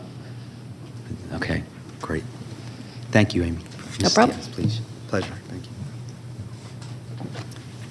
you. Could I please call Carl Carver from Stormwater to the podium?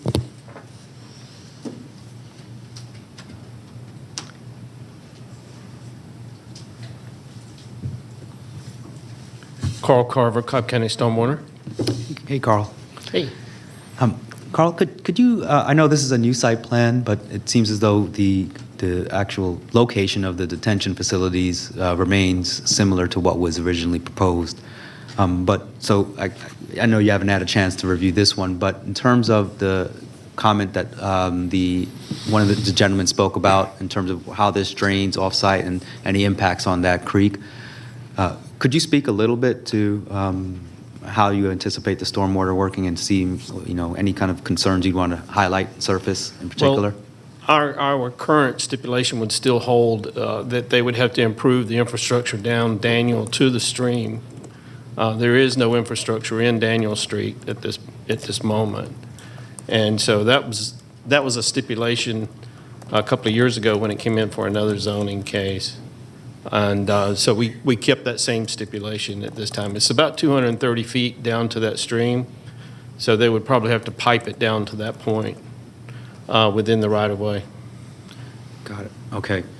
And then in terms of this plan right here, would there, I know it's on the fly here, but it seems as though we've moved from 50,000 square feet to 30,000 square feet incrementally. Does that have any impact in terms of your comments around detention?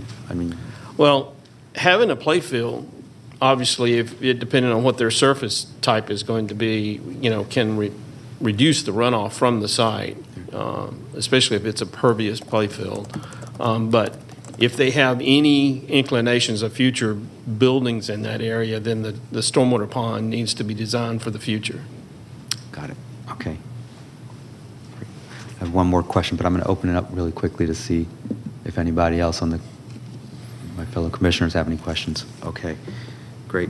And then the only other question would be, in terms of any infrastructure that would need to be repaired. Is there any that would need to be repaired on Daniel Street along the western boundary? There is none along Daniel Street, so Okay. they would have to carry a their full- discharge down to that point, down to the stream under Daniel. Okay. And as a part of current regulations, they've got to reduce the runoff, and then the whole purpose of detention would to be maintain the existing flow from the site.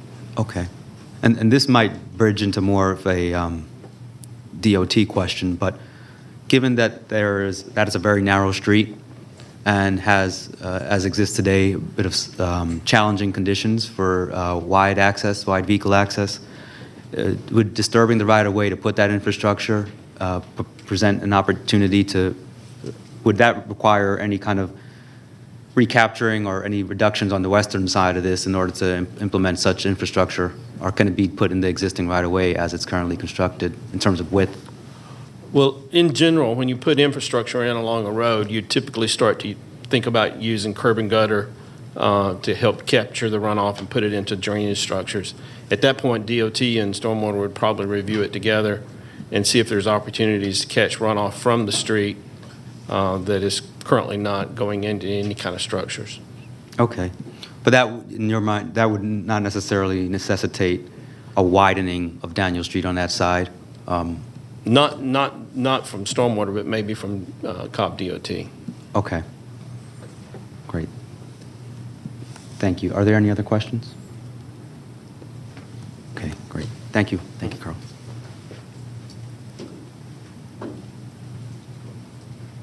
Okay, and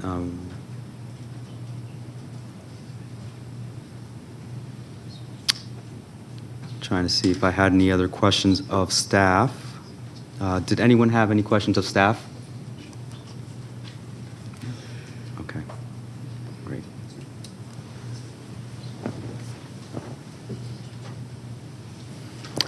So I'll offer up some comments on this case.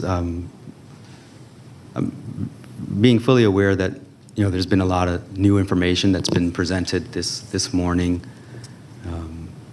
There's certainly hasn't been a full opportunity to digest, but I would certainly express appreciation and thanks to the applicant as well as the community members for engaging throughout this time.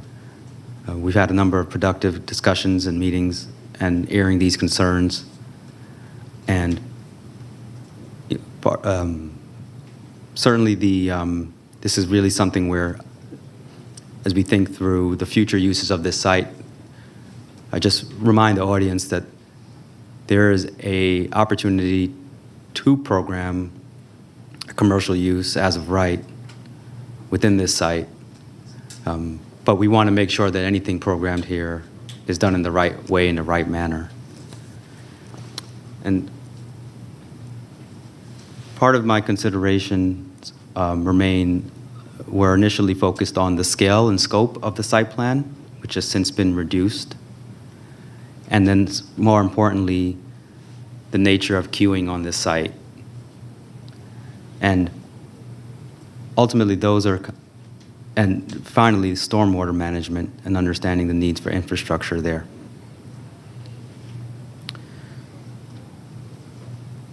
In light of the actual, updated site plan, some of the improvements or changes that have been made to it,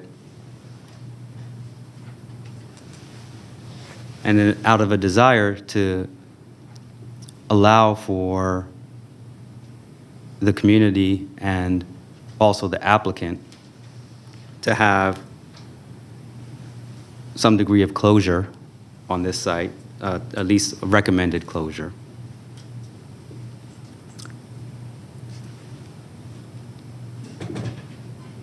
I'm prepared to make a motion.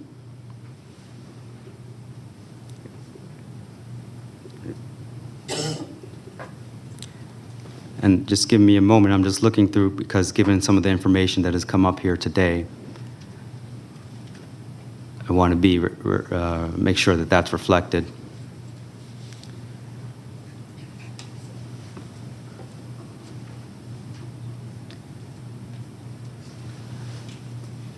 I would move for this site to recommend approval subject to these specific conditions.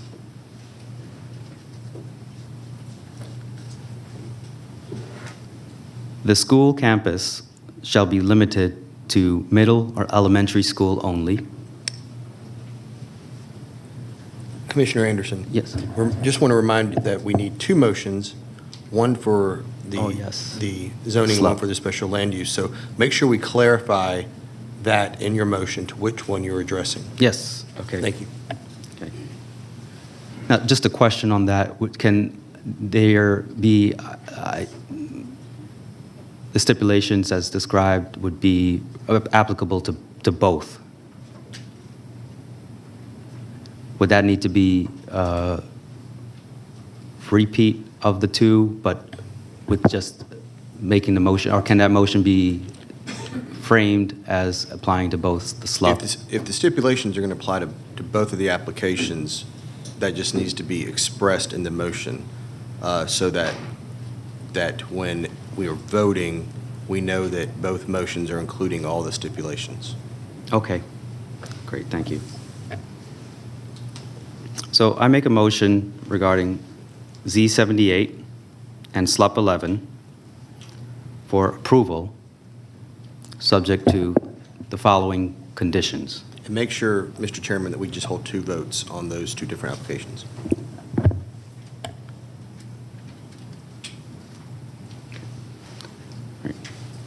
So, and just, I'll continue with the stipulations as described.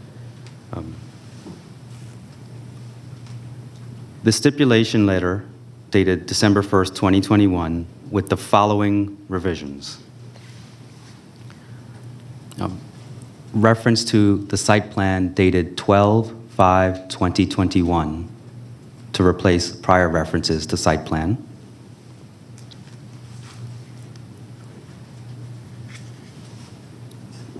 Elimination of stipulation 5 and stipulation 11 and replacing them with the following.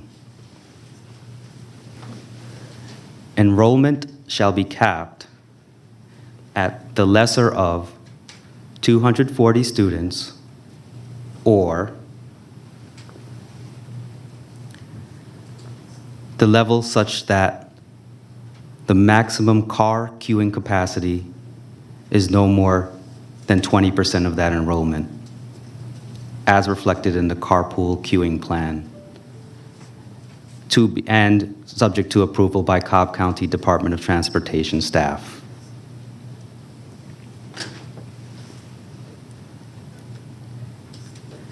Applicant agrees to submit an updated version of the carpool queue plan, which shall be reviewed and subject to approval by the Cobb County Department of Transportation. And just to be clear, that restriction is 20% if you have a queue capacity of 40, then that would mean that 200 would be your max.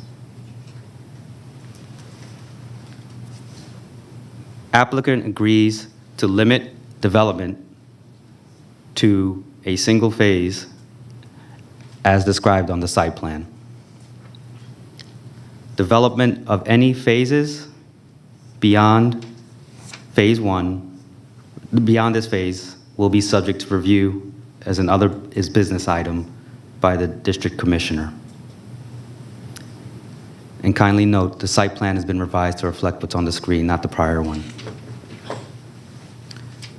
The applicant agrees to the establishment of a neighborhood advisory committee consisting of a member or designated representative of the school, the Kensington Green subdivision, and Paces Walk subdivision.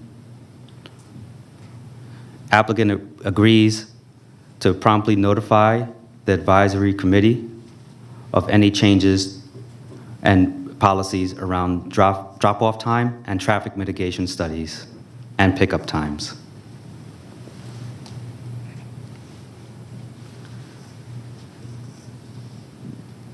Applicant agrees that during AM drop-off and PM pickup times, they will adhere to the following traffic limitations subject to Cobb County Department of Transportation approval. Elimination of left and right turn movements from Cooper Lane onto Daniel Street for non-commercial or non-mass transportation vehicles, leaving the school campus and heading southbound on Cooper Lake Road. And the second part is, applicant agrees to provide a dedicated left turn access from Cooper Lake Road onto Daniel Street for properties with direct access to the Cooper Lake Road that are located north of the proposed campus.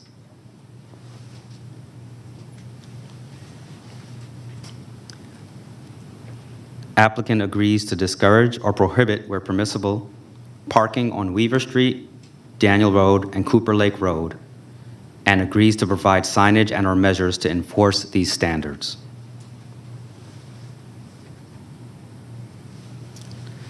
And applicant agrees to submit for review by Cobb County Department of Transportation a revised traffic study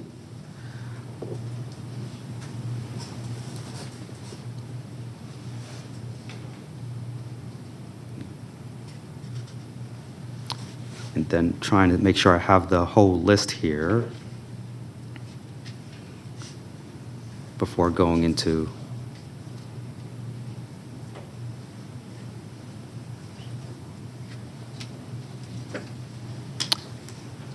great.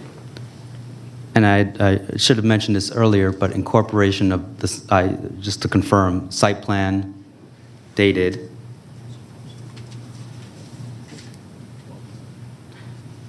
12/1, I'm sorry, stipulation letter dated 12/1/2021. Just want to confirm that that was recorded in the initial minutes. Yeah. And then DOT comments. Stormwater comments. Fire department comments. Make sure I have.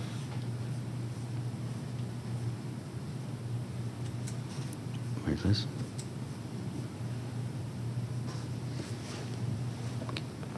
Planning division comments. And all other staff comments not otherwise in conflict.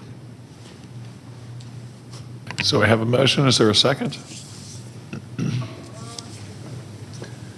Second. Second by Commissioner Hughes. Is there any discussion? Commissioner Anderson, can you just review the very first stipulation that you said, where you restricted it to enrollment? Yep. Enrollment shall be capped at the lesser of. I got that one, the very first stipulation that you had, Elimination of stipulation 5 and stipulation 11. before that one. You restricted it to, Oh, I'm sorry. Order. There was a restriction on the school to be limited to elementary and middle school.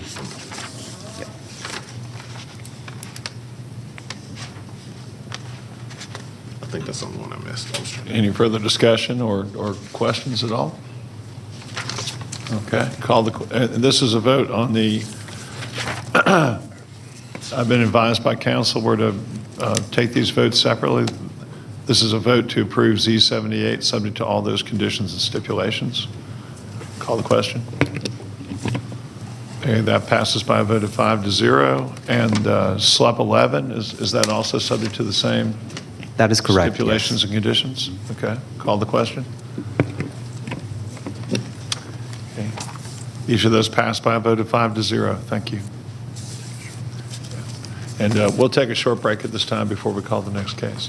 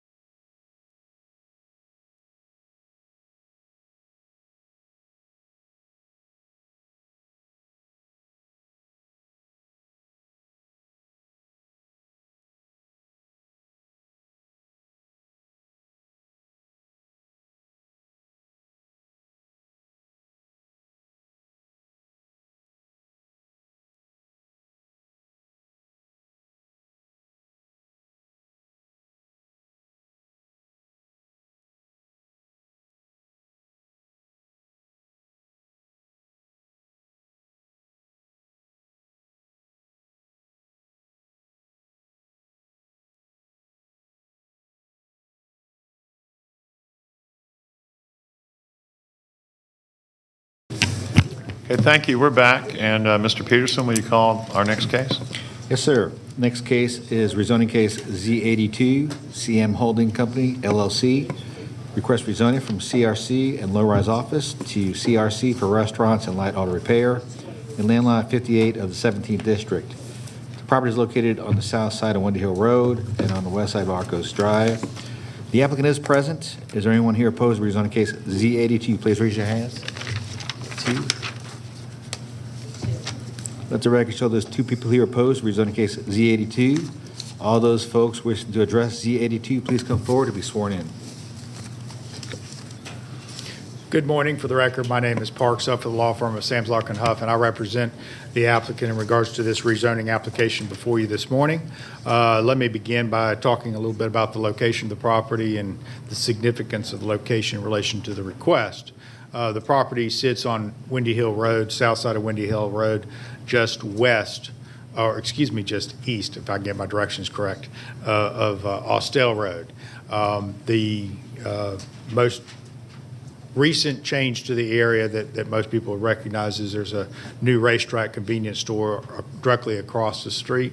The eastern boundary line is Arcos Drive, just like the racetrack convenience store. One of the issues in this case has to do with access, and I do want to point out how the racetrack convenience stores has the access also from Windy Hill Road, Austell Road, and Arcos. So very similar in layout in terms of the subject property and access points. Obviously, one of the first things you do in your position is look at the land use plan. The property is contained wholly within the Neighborhood Activities Center. Your professional staff and their zoning analysis obviously points that out, that the proposal is consistent with that, and I'll touch on that a little bit more in a minute.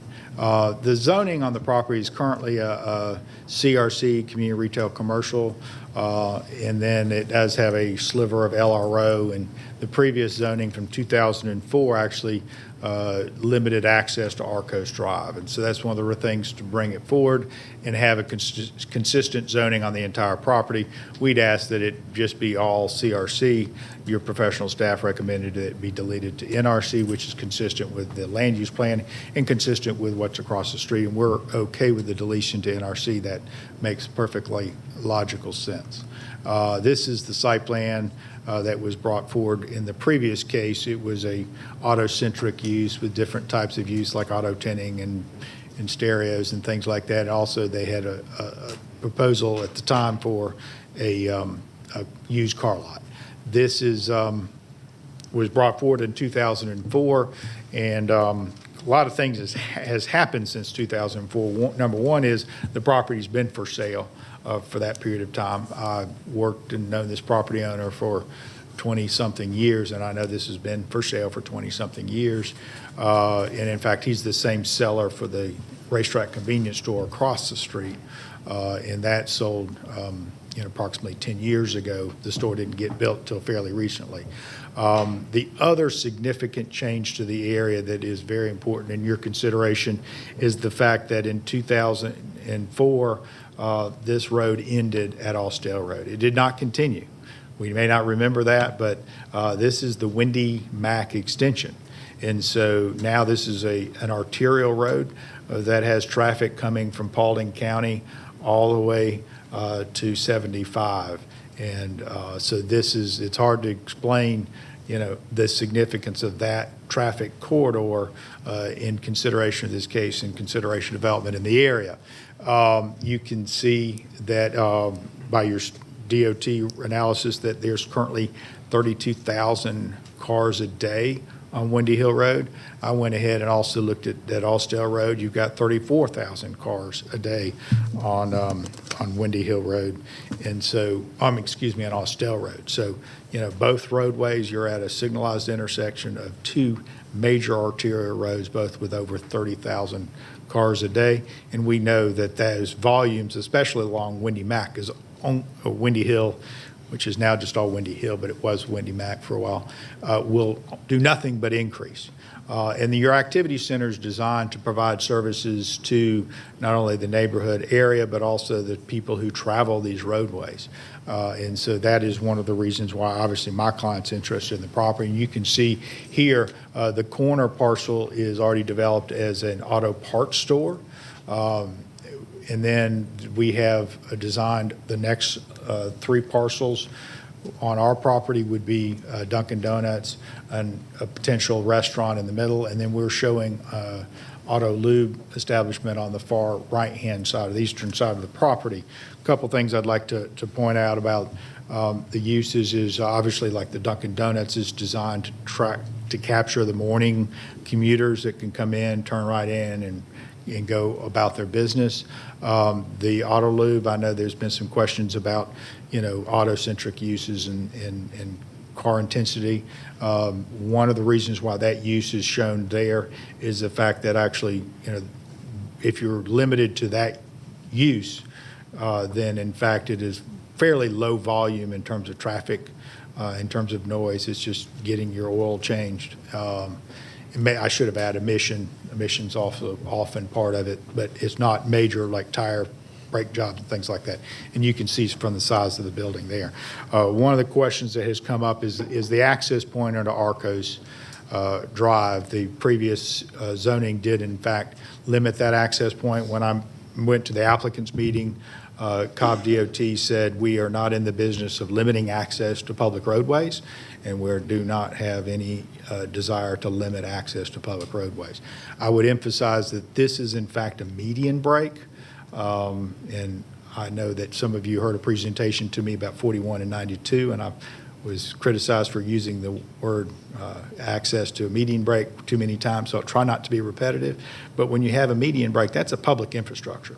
That is supposed to focus drivers to that area to access both sides of Windy Hill Road. And so that is very significant, and it's the reason why Racetrack also has the access on Arcos, because it gets drivers to that median break. The other thing I'd like to point out is, in fact, if you zoom out, and I don't think I've got it zoomed out too much, but if you look at the aerial here, you can see a little bit, there's a significant amount of residents that are to the south that all can connect to this property. And with that driveway on Arcos, they can get to these establishments and through interparcel access without ever getting on Windy Hill Road. That's something you want to encourage. The other point is that if you're driving on Windy Hill Road and you miss that access and you go past it, you're going to naturally assume that there's another way into these establishments. When you see commercial businesses along the roadways, you assume they connect to adjacent roadways. So you'll turn in here. So without having that access point, you're going to now require people to figure out how to turn around. You're going to have backup movements, turning around, things like that, U-turns. And so limiting access, as I said, during the applicants meeting, DOT said, we do not have an interest in limiting access to public roadways. And this is a situation where the access is designed intentionally to provide the best access for not only our customers, but the people who live and commute in the area. It's consistent with what you already have across the street. It is the secondary access point. I know I had a conversation with a neighbor, and I certainly understand the neighbors on Arcos being very concerned about the access point. I certainly understand that. But one of our points is that this will be removed from Windy Hill Road. It's a de-emphasized access point. It's got a detention pond between Windy Hill Road and our driveway. It's designed to be a secondary access point really for the locals that would know it's there. And that is in fact how it will function. And I think candidly that's admitted how the racetrack back driveway function. It is a secondary access point. It's critical. It's important for those drivers that need it, but it is not the primary access point, and it would not be the primary access point. So we find that driveway connection is in fact important. This is a representative example of what my client builds. They will build a new building here. And one of the desires of the Austell corridor and the LCI studies is providing some uses that the general public needs and uses. And really, there's a lack of that.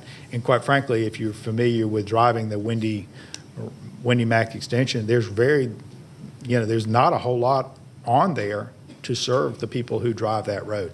Traffic volumes are only going to go up. This is something that is needed for the general area and the local neighbors and also the general public that uses this roadway. So I appreciate your time. I ask that you follow your staff recommendation, which recommends approval of this application. Okay, thank you very much. For the opposition?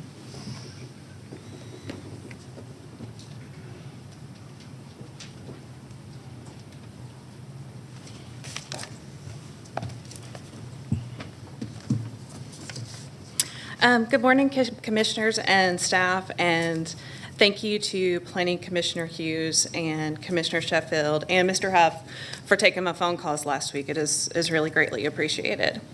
I am Amy Yarbrough. I am a homeowner and occupant on Arcos Drive, directly across the street from the proposed development.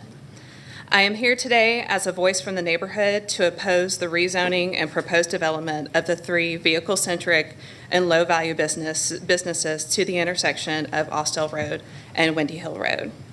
Safety is a major area of concern. As a resident on Arcos Drive for a decade, commercial traffic is not welcomed on this residential street.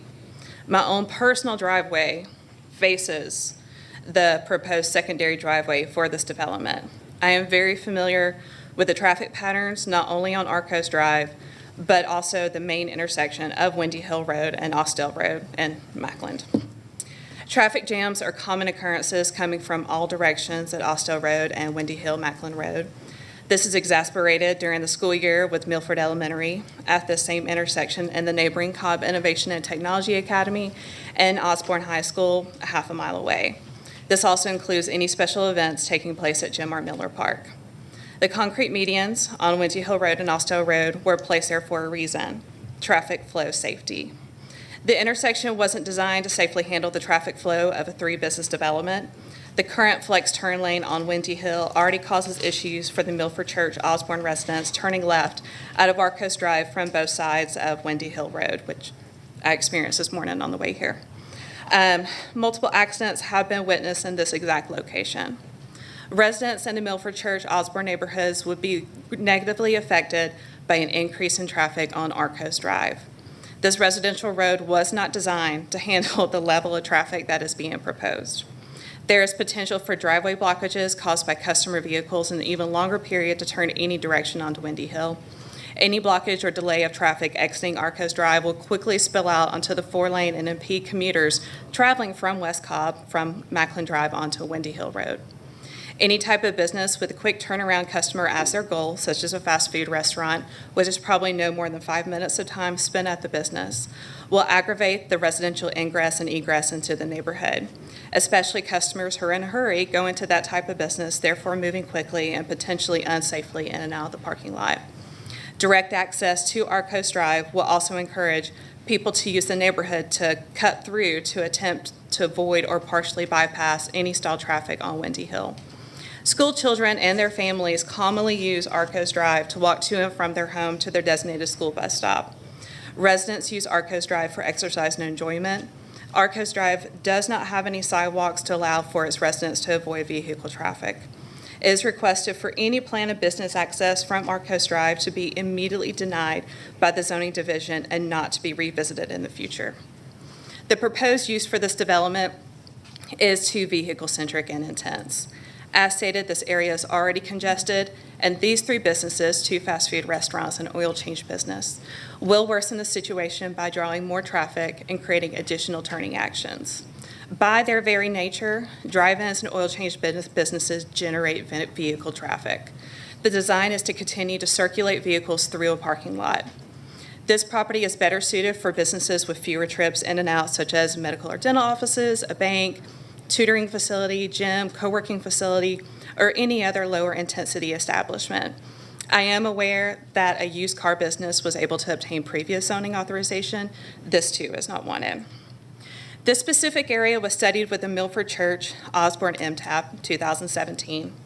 This study supports the motion of creating a city center at this intersection. This proposed development is not that. It is the complete antithesis of a city center.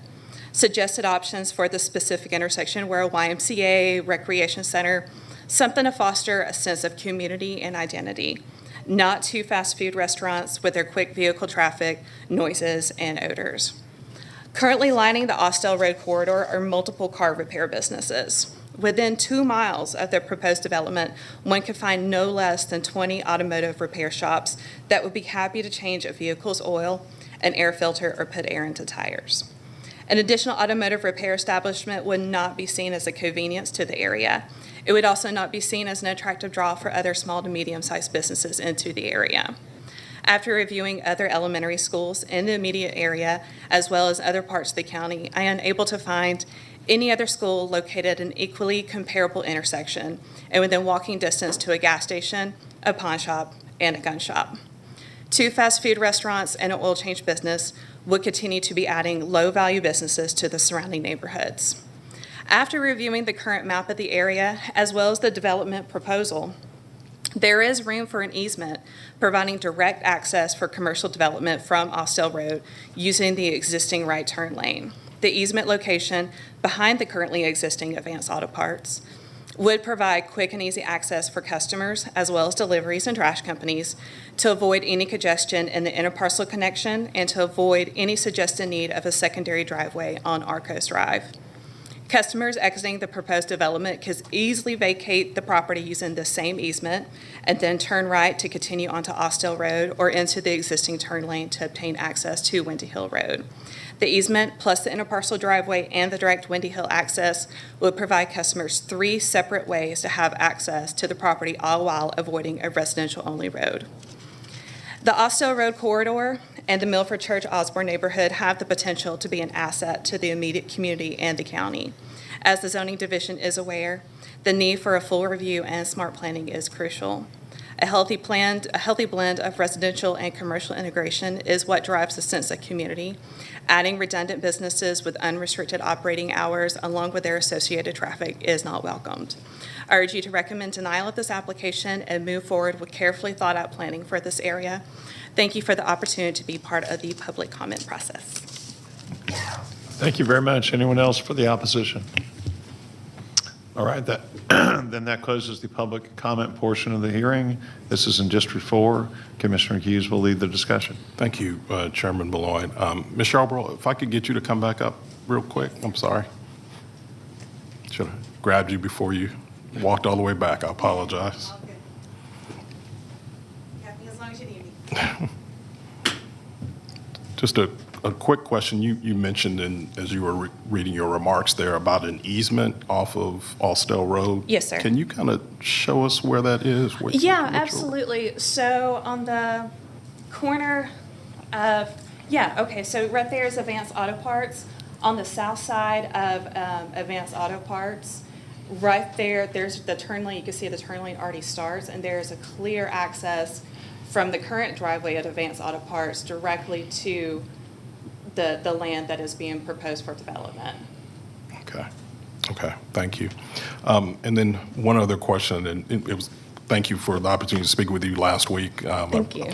I think we discussed too the racetrack that's across the Yes, street sir. there, which has been there, I'm guessing, for about a year now.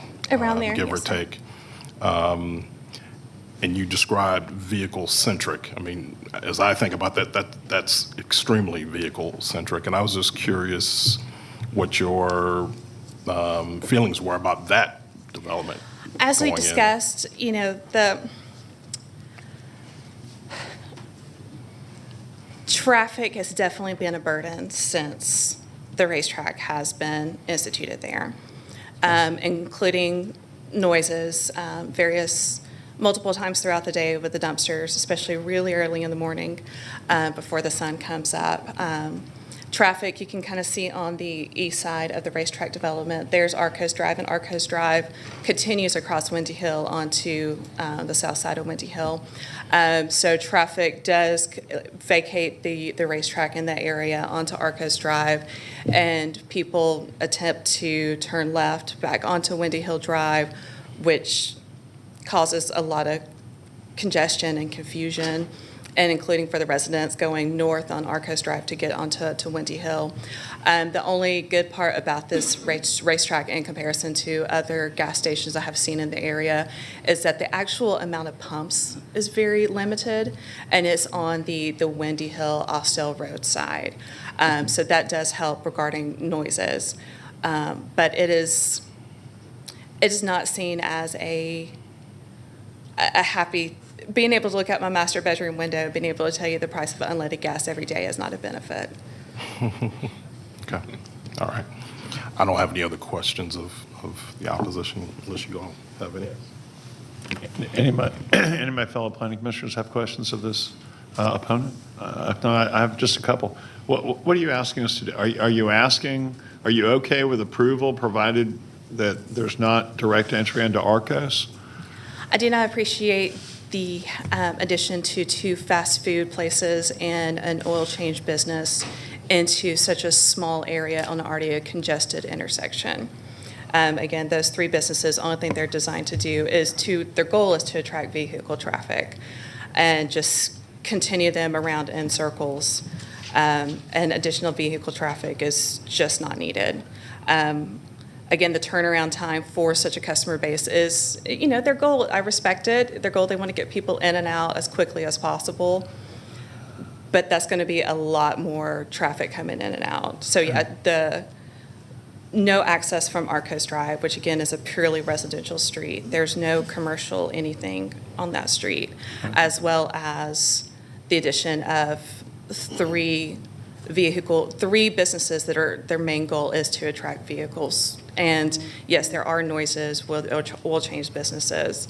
There's drills, there's bells, there's smells, there's all sorts of things. So that can't be diminished at all. But you think it would be a benefit to the community to the south of Windy Hill to not allow whatever goes there to have direct access onto Arcos? Correct, absolutely. It's just not needed. Okay, thank you. Okay, thank you. Thank you. Appreciate it. Amy Diaz from DOT.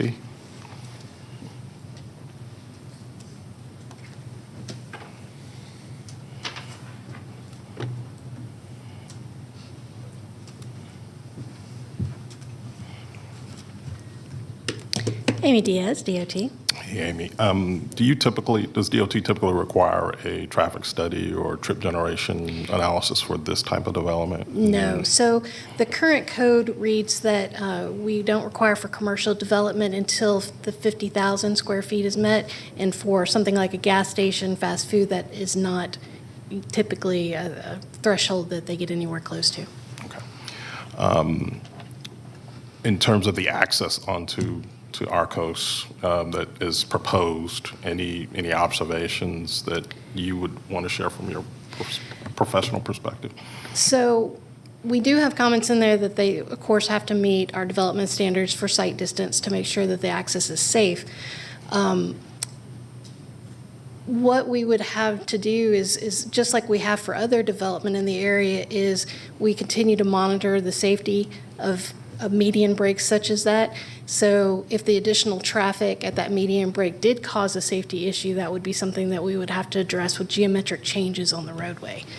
That's similar to stipulation recommendations that we had for the adjacent property. The requested interparcel access actually leads to a driveway that we have a note that even just the one development, we were concerned about the increase of traffic that close to the signalized intersection, because that is its only driveway, and it's located about 75 feet straight line distance from the intersection, so that's very close. Arcos Drive allows the access to get further away from the major arterial, which we appreciate. So from that perspective, we did not have any objection to it going there, but we would keep an eye on if it caused a safety concern in the future. Okay, all right. Any other commissioners have any questions of staff?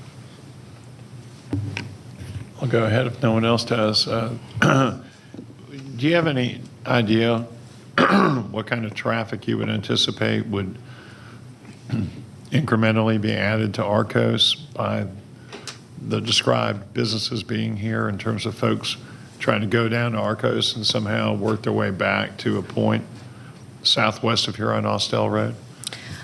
I don't off the top of my head. If you gave me 15 minutes, I could figure out the trip generation based on their application, but I don't have that number in front of me. Okay.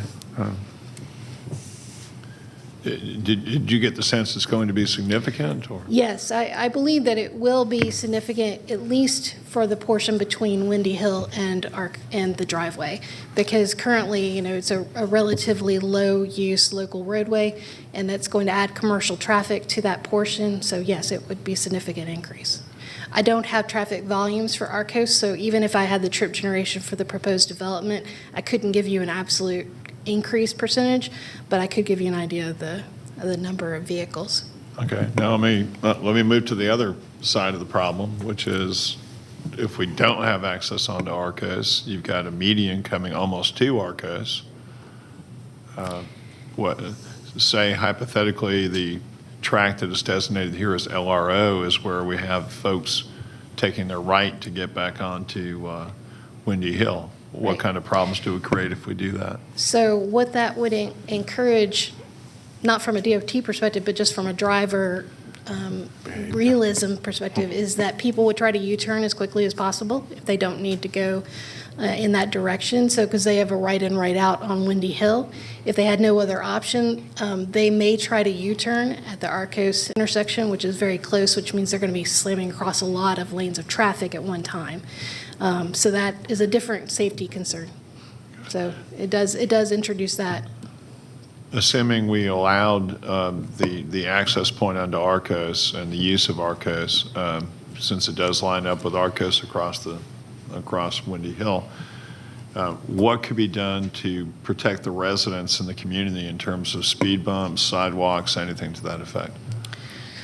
So local roadways are eligible to be considered for speed humps. There are places where we have residential butting up against commercial where speed humps have been implemented. I'm not certain of that location. Basically, it has to do with the distances and the speeds on the road. They would have to build the development and then do a traffic study after that to see if it met the warrants for the speed humps. I do think that it's got a long enough straight line distance on Arcos itself, on this portion of Arcos, that they could put it in, assuming it met those warrants of speed and volume. Those are all the questions I had. Thank you.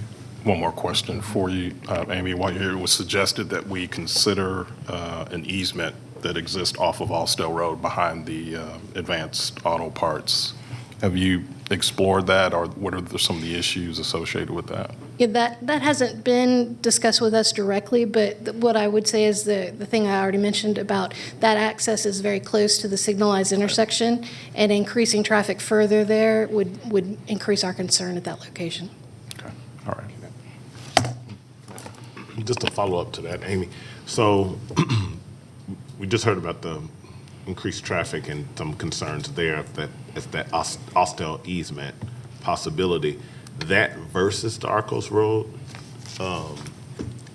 is there if you're looking at them in comparison, is there a more suitable location, I guess, for that entrance, if that makes sense? So Arcos currently has a median break, which means that when it was originally looked at, it was judged safe for left turns. I know that it did not have the number of left turns that this new development would have, but I would think that would generally be where we would want to place an access that they could get to those left turns based on Arcos.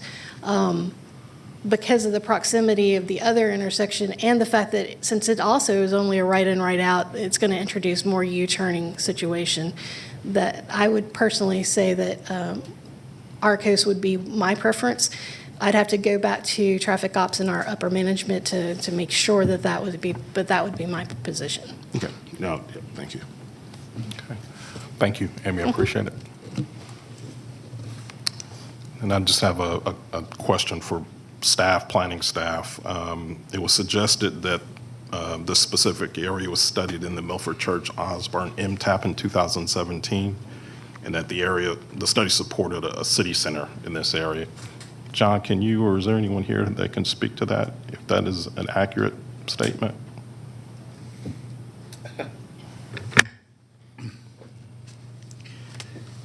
Yeah, I did review that study, Commissioner Hughes, and, the study was not done by Cobb County. It was done by the Urban Land Institute. Right. And as far as I know, the 5 principals who did it, were not county employees. They did the study to kind of look at the area for its transportational and land use needs. And, as far as the outcomes of the study, I think they're kind of lofty. For instance, one of the goals is to take Milford School there at the corner, move it somewhere else, and put a mixed-use development in it at the corner. That's kind of a lofty goal, and I'm not sure if it's obtainable. Okay. And they want to do the same thing with Osborne High School. They want to take that, relocate that somewhere else in the area. Okay. A lot of the goals, in my opinion, are kind of lofty, and I just don't know if they can be met. Okay, all right, I appreciate that feedback. If I could get the applicant to come back up.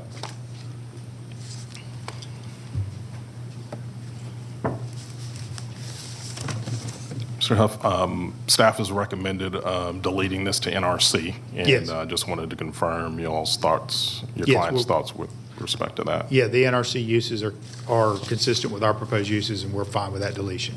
Okay. And if you could take just a few minutes, you've got a relatively short zoning stipulation letter dated December 3rd. If you could review those stipulations. Yeah, I mean, for the record. Usually you've got stipulations when you're trying to address a variance or something like that. And in this case, we've got a CRC existing zone going to NRC. So really waited and talked to the neighbors and trying to, and I still will continue to see what we can do to address their concerns, whether it's one of the things that we're going to be doing is enhanced buffering along our coast because we've got the detention area there. We can buffer it really well. I think one of the good things that's going to come from this is we're going to be installing gutter and curb gutter and sidewalk along there. And I know from talking to Mr. Yarborough that the school bus and a lot of kids walk through there. It'd be great to have them a sidewalk to actually walk on. It'd be great if that could be continued, further on, later on maybe.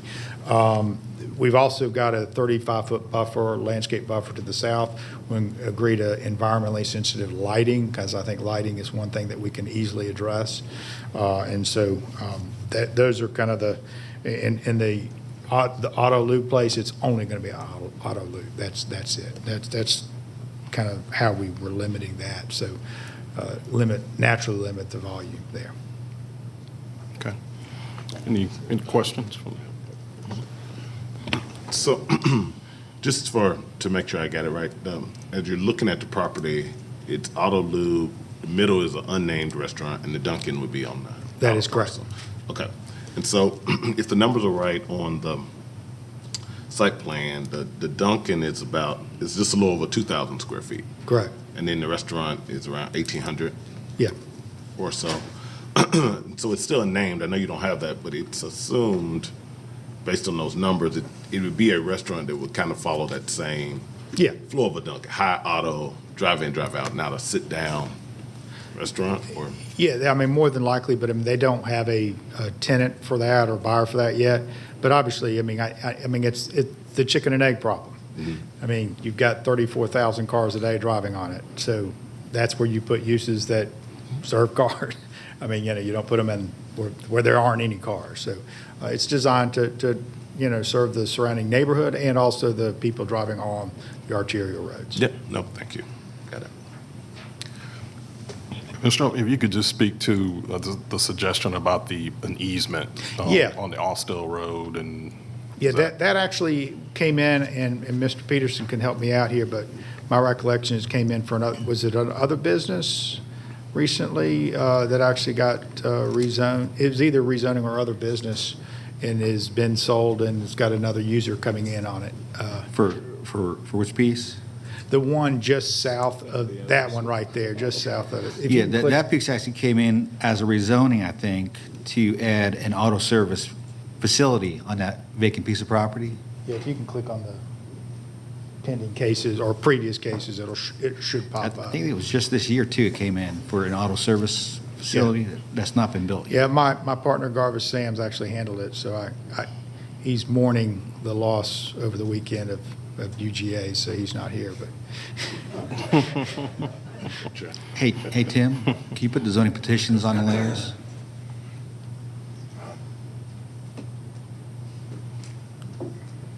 So that looks like it's vacant land, but it's going to have a user in on it. Correct. Okay. And also, as DOT pointed out, that's right in, right out too, and it doesn't address the U-turning and access. And I do want to emphasize too, I mean, Mr. Boulogne, you mentioned, whether people leaving us will try to circulate through to Austell Road. It would be arduous to get all the way to Austell Road. But what is not arduous is those probably 150 homes that are back there that could access a restaurant without getting on Windy Hill Road. And if you don't have that Arcos access point, then suddenly they've got a restaurant that's really close to them they can't get to. Okay. Any other comments or questions? Planning Commission? Okay. Thank you, Mr. Huff. I appreciate it. So I've had a good opportunity to study staff zoning analysis and looked at all the recommendations, took into account, obviously, feedback from the members of the community. Point out just a couple of things. One, I think the applicant mentioned the property's been on the market since 2004, if I heard that correctly. So when we're talking about medical or other types of uses, I would have thought in 17 years those would have come to fruition at some point. So we have not seen that. And again, just looking at Windy Hill, looking at Windy Mac, and if you go a little further west, 120 into Paulding County, actually, the volume along that corridor is not going down anytime soon.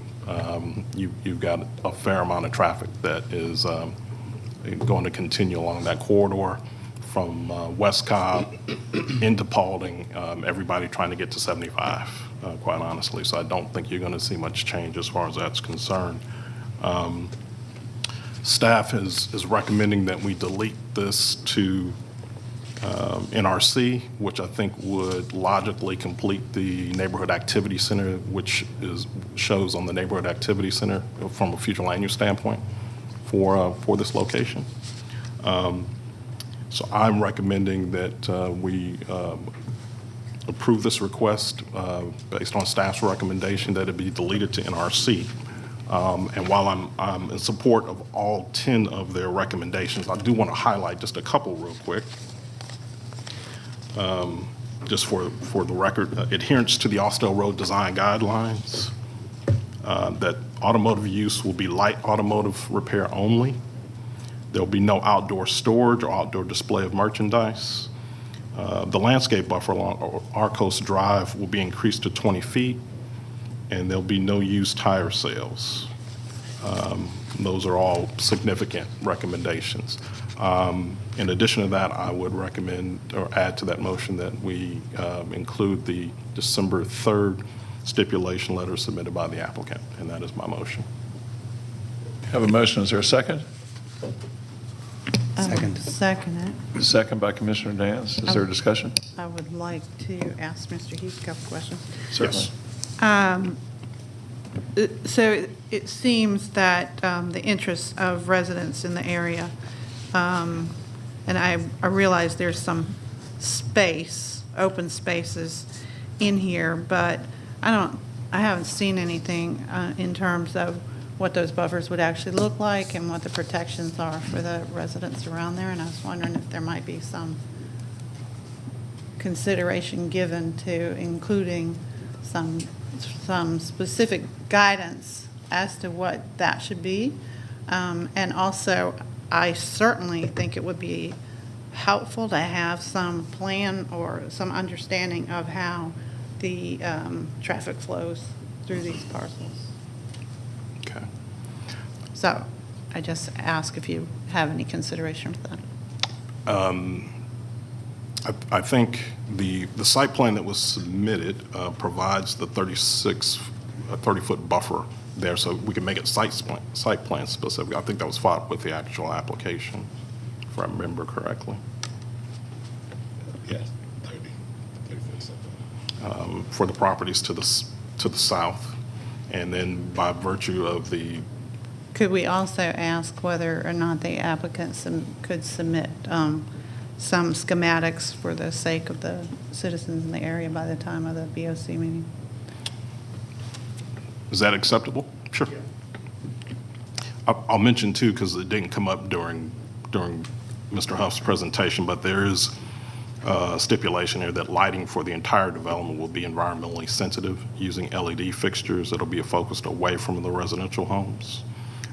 There is a requirement here that the developer create a landscape plan for Arcos Drive to create a visual barrier adjacent to the proposed detention pond, and that sidewalks will be installed along Arcos Drive. So if that helps. That helps those concerns. How about, I'm just unable to visualize exactly how this traffic flow works and how it doesn't all become so congested that it overflows onto the roadway, and I just think some time or attention ought to be spent on that.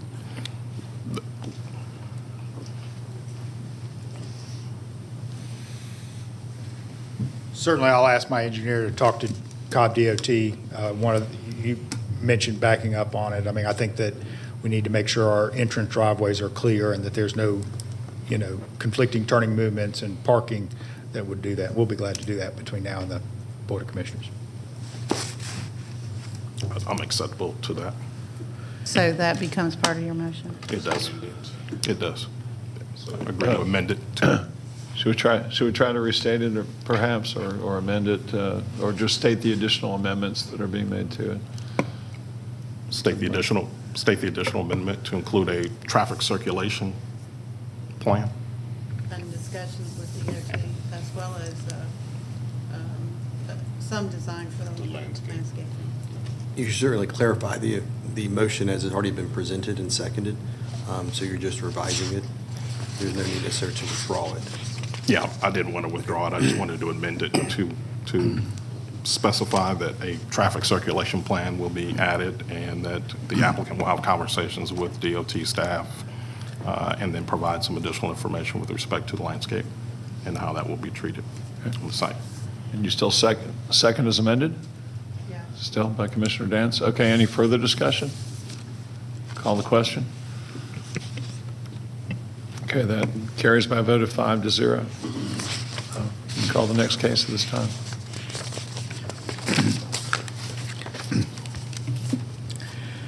Okay, rezoning case Z83, St. Bork, request a rezoning from OS to RM8 for a townhome community in land lots 390 and 391 of the 18th District. The property is located on the north side of Mapleton Parkway, northwest of Honeycutt Road.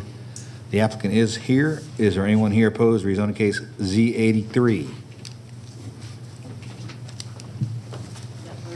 Three.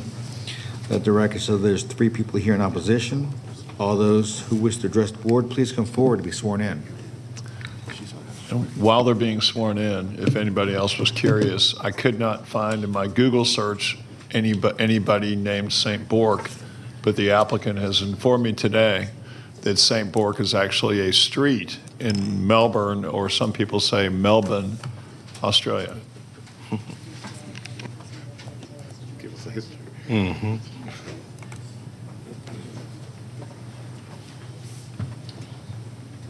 Thank you. My name's Dan Mason. I'm with St. Burke, which is a kind of a one-stop shop for asset management and development services, established in 2015 by an Australian property group. And since they were struggling to find an organization that could handle the needs of their extensive U.S. portfolio, they created us. And we're basically a group of development professionals with backgrounds in planning and design, engineering, development, market economics, and finance and research. And I'm here today to represent Curley Family Homes. Curley Family Homes is a local family-owned, operated home building company headquartered here in Marietta. They began delivering new homes in 2007 with a goal of constructing quality-built homes and at attainable price points. They've been named one of the top 100 builders by Builder Magazine in the last 4 consecutive years, and they currently have 14 active communities in Metro Atlanta, and with new homes and townhomes ranging in price from the high 2s to the low 700s. So I'm here today to talk about our property on Mableton Parkway. The property is currently zoned office and service district, and it's approximately 7 acres. And you can see here to the west is a Georgia Power Station property. There's a power line to the north, and there's some single-family homes to the east that border the property to the east. And then we have frontage on Mableton Parkway. This is the original plan that we've submitted with staff. It has basically 53 townhomes on the 7 acres with 6 additional townhomes on the small, less than 1 acre portion that connects to Riaco Drive there that has that is already zoned RM12. So that portion is already zoned, which would allow for that. We were asking for RM8 zoning, which allows up to 8 units per acre. And this is the type of townhomes, some elevations of what the product will look like.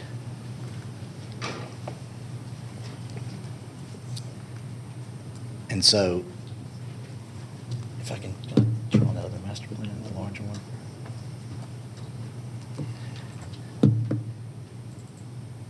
And so that was our first proposal into county staff, was for that 53 townhomes. But after meeting with the Mableton Coalition and meeting with staff and with their recommendation, we've like to come here today to ask for a reduction in the amount of townhomes and push it down to 38 townhomes from 53.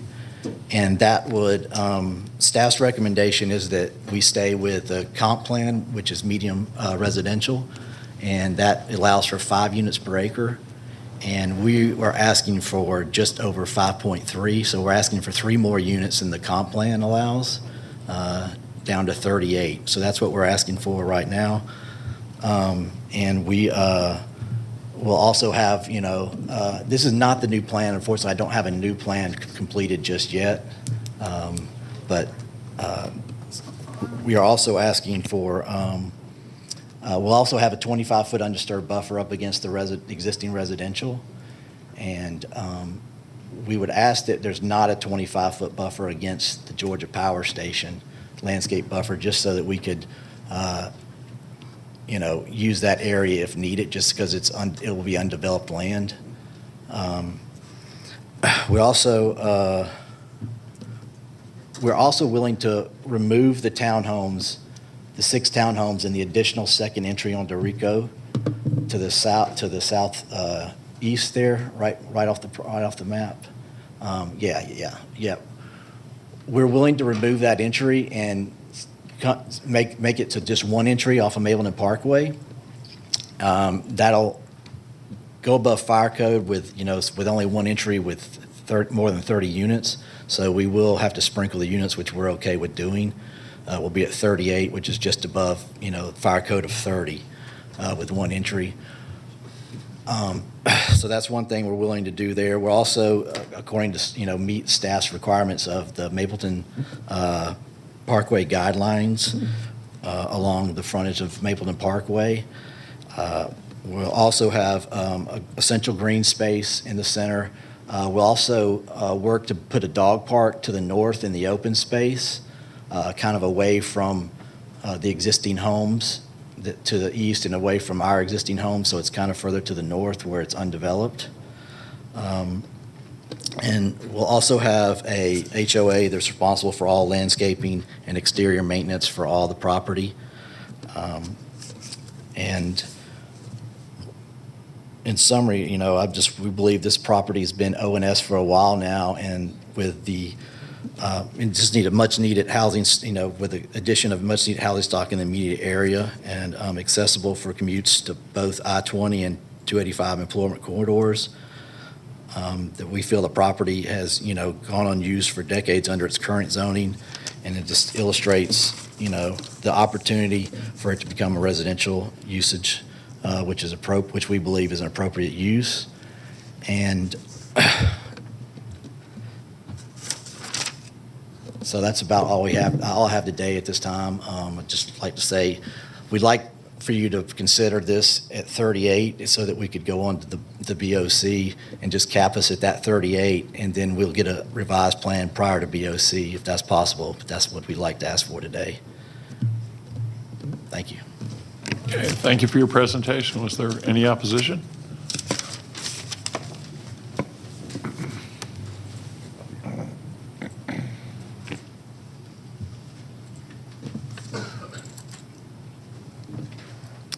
Thank you. My name is Robin Meyer. I'm the chairman of the Zoning Committee for the Mableton Improvement Coalition, and I prepared this presentation before I spoke with Mr. Mason yesterday and learned that he was working on a revised site plan, which I was hoping we would see this morning. So my comments here, I'm going to do my best to adjust a little bit on the fly. We definitely support the transition in zoning of this property from a commercial category to a residential category. Meets the future land use map. It sounds great if we're going to get close to 5 units an acre. I think that's all great news. However, the lack of a site plan to look at this morning and a lack of a site plan for the staff to review in the normal course of business, I think, is extremely problematic. And I would ask that this application not move forward from this body until you all and the staff and the community have a chance to review it. Our concern with the original site plan, because that is actually what's still on the table here, so I feel like I do need to address those issues, probably our single biggest concern is that portion that is presently in the plan but not in the application, the parcel on the corner of Rioka and Mableton Parkway that would have the 6 townhomes and the additional entrance on it in the original plan, that is not in the zoning application. So if this project were to move forward and be approved as it was originally filed, the stipulations and conditions that you attach to the application before you would not apply to that property, which is not before you today for rezoning. So this is a basic underlying problem with this application. I understand from the applicant when we spoke last night that he is proposing to remove not only the access to Rioka and not only those 6 units from his plan, but also that property too. But because we don't have a site plan, we don't know that for sure. We're sort of dealing with a description and not an actual document. The proposal as described this morning, seems to be making good strides in that the density is coming down to meet the future land use map. There may be some additional amenities provided. However, in speaking with Mr. Mason last night, he did say that they intended to continue to propose private streets. We would ask that you not allow private streets in this development, but require that they be public. There's plenty of room for the additional cul-de-sacs and parking that goes along with the public street proposal. What that means for the future of this community is that these 38 residents are not responsible for paying the cost of paving their own streets. They'll also be paying county taxes to keep streets paved, and we think that should take care of the cost of their streets. It will be a very small neighborhood. with the HOA, and the cost of repaving is extremely high. So we would ask that part of his proposal not go forward. On the original plan, we were unable to really see where the guest parking was, and it appeared to not be sufficient. The access to Rioka Circle, if it does go forward on the new site plan, we would ask that it be a fire entrance only. That's a very difficult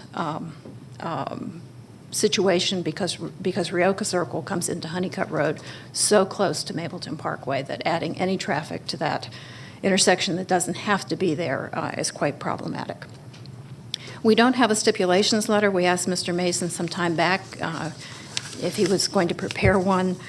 So although we have verbal promises today about an HOA, a dog park, a new plan, we don't have any of that kind of information in writing like we usually have for a residential application. We don't know if there'll be any limitations related to the percentage of rental that's allowed in the community, which is quite an issue in our part of the county. We don't know anything about landscaping. We don't know anything about maintenance of the landscaping, maintenance of the units. So we would ask that as presented today, we would ask that you recommend denial of this application. But given the progress that I think we may be on the brink of here, perhaps it would be better to hold this until your next meeting so that we can work out some of the issues that have come to light about private streets, where the access is going to be, what sorts of stipulations might be offered by the applicant in writing, and get ourselves to a point where we have a proposal that can be seen and vetted and commented on by the community, because that really can't happen so long as we're just acting on a description of what a site plan might look like. So thank you very much for your time, and I think there might be one more speaker.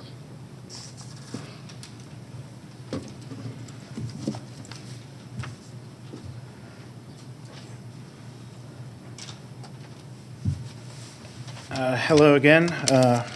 My name is David Passmore. My home is on the other side of Rioka Circle from this development. I'm here to voice my opposition to Z83 for these reasons. As echoing Robin, there's no stipulations letter. There's no site plan with survey that we've seen. From what I can tell from the drawing, there's a lack of guest parking. I was worried that it would back up onto Rioka Circle based on the road that they proposed. I'm also concerned about the proposed density of the property. Does not fit within the medium density residential featured land use map. I'd also like to note that the concept plan that they sent in the mail to residents on Rioka Circle included the 2 lots on Rioka, but the application for rezoning sent to the county did not. I would request that the application not be approved without including those lots, as the proximity of Rioka Circle's entrance to Mapleton Parkway makes adding this road to an already confusing intersection dangerous and in need of scrutiny. Thank you. Okay, thank you. Anyone else for the opposition? All right. Well, that closes the public comment portion of the hearing regarding this property, and the property is in District 4, so Planning Commissioner Hughes will lead us again. Thank you, Chairman Beloin. I think just based on what I've heard this morning and other emails and other documentation I reviewed, I too have questions about the application, questions and also concerns about not having a site plan in front of us for us to properly evaluate, as well as staff. I think based on that, I'm going to recommend that we continue this case until our February hearing. Been a motion to continue till February. Yeah, John, you have a comment? Hold, excuse me. John prefers the word hold to continue in this context. Yes. The former county attorney has not objected, so we're probably good with that. So but before seeking a second on the motion, is there a need to clarify which parcels of property are going to be part of this rezoning application before the next hearing, like by a certain time? Well, what's shown on your screen right now in GIS is what they're actually zoning. The part Okay. on Rioka Circle is already zoned to RM12. That's why it's not Okay. in. So we're fine there.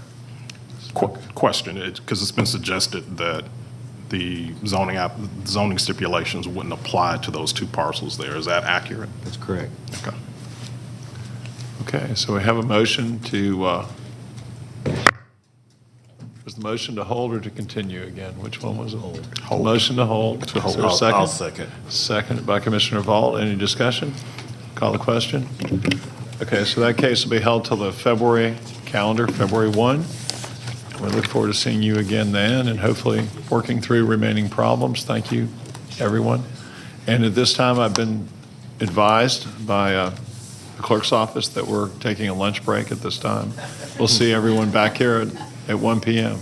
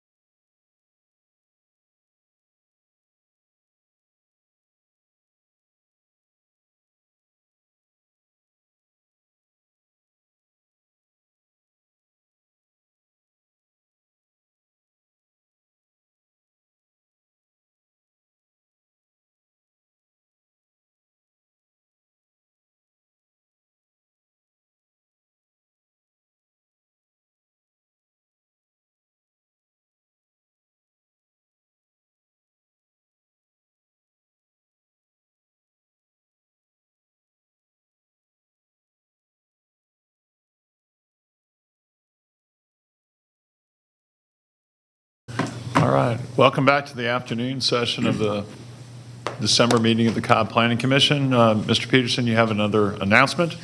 Yes, it's my understanding that the one case we pulled off consent, Z86 St. Partners LLC, the opposition party is no longer opposed to the rezoning part of this application.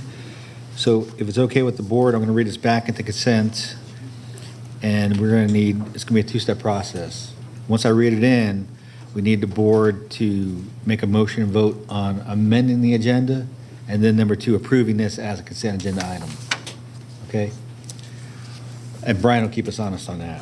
Okay, rezoning case Z86, St. Partners LLC, request a rezoning from GC, O&I, and TS to GC for a convenience store fuel sales in land lot 875 of the 17th district. Property is located on the north side of Windy Hill Road and on the west side of Leland Drive. Staff recommends approval, subject to number one, site plan received by the zoning division on October 7th, 2021, with the district commissioner approving minor modifications. Number two, district commissioner approve the final building elevations. Number three, subject to board of commissioners approval of right-of-way abandonment. Number four, fire department comments and recommendations. Number five, water and sewer division comments and recommendations. Number six, stormwater management division comments and recommendations. And number seven, Department of Transportation comments and recommendations. The applicant is here. Is there anyone here opposed to rezoning case Z86? No. Let the record show there's none. So, Mr. Chairman, we need two votes. First vote is to amend the agenda to allow Z86 to go back on consent, and then the vote on Z86 being approved.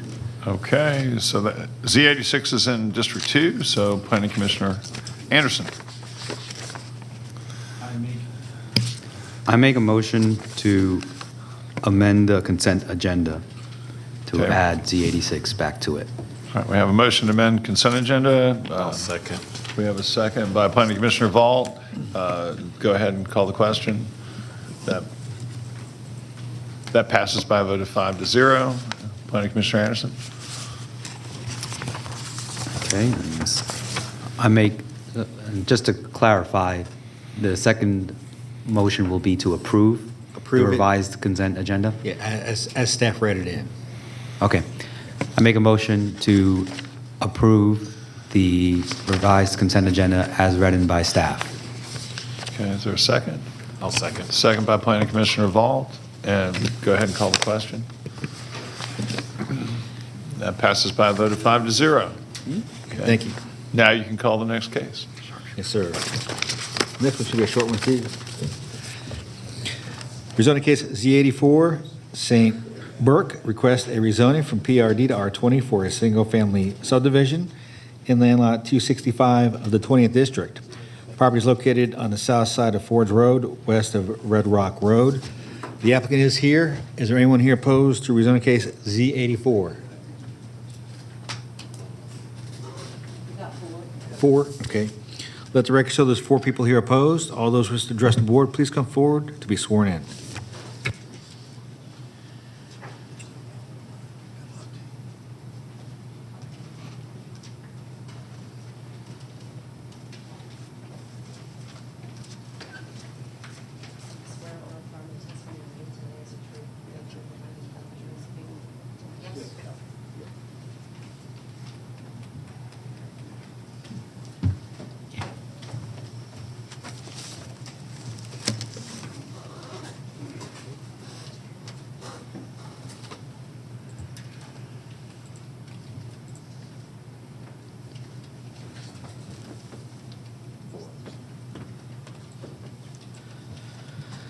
Hello again, Dan Mason with St. Burke.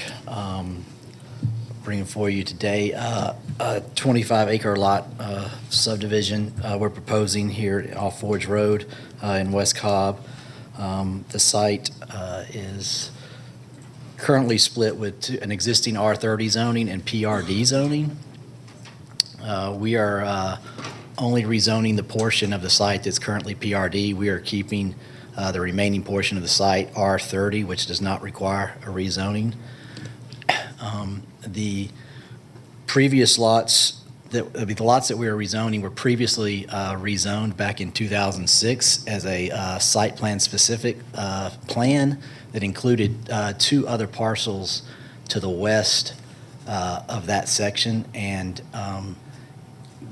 So that zoning is no longer valid since it was, that zoning was site plan specific, and that plan can no longer be completed since those parcels are broken off and owned by other people. So we are asking for a modification from PRD to R20, which would be 14 lots. The homes will be obviously brick, stone, and a mixture of hardy plank. They'll average 3,500 square feet, and we hope the prices will be in the high 600s. We provided a stipulation letter to provide a buffer along lots 15 through 18 of a 30-foot undisturbed buffer along those lots, as well as an additional 35 feet setback, so there'll be a 65-foot building setback along those lots. And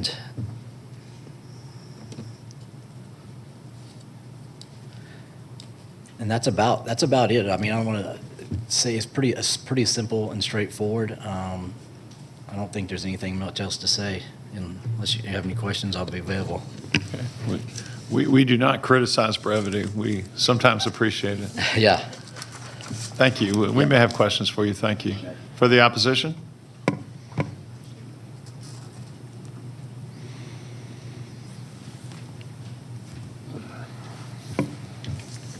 Hey, good afternoon. Good afternoon. I'm Skip Anglin. The properties that Mr. Mason, he was talking about the two that are PRD. My property is the one that's 5963 that's directly beside the West, and the other one is 5985, which is my old neighbor. So those are still zoned, from my recollection PR 30, which I'm not sure about the relevancy on that. But we've owned it since 2008. And the main problem that I have is that the lots, the two lots next to me, the west lots, 59, 59, from going from R30 to R20 with 16 homes on that property with a retention pond in there, it seems a little like a lot for me. So on my research, when I've been through builders and different things very similar to what's going on now, with my properties within the past probably 8 years, it's kind of going on the other side of the property. So I've got a lot of familiarity with this. So in 2006, there was a site plan, definitely, and there were different conversations, and it was all R30, which I've got from 2006. It's the Z-111 from September 2006. I don't know if y'all can review that, or if you had reviewed that, but it went through the big process of all the evaluations on that, and that R20 was declined previously. So my main concerns are, so to proposing, like I said, from the R30 to R20, 14 homes. The two lots that are already zoned R30, which are the 25 and the 26 lots, those were determined to be green space. There was another contract that we've had. It was determined that that was to say green space in front of that creek area. So the creek runs across the whole property lines. So with the WQ being on there, which I don't know if that's a retention pond or a retention pond or a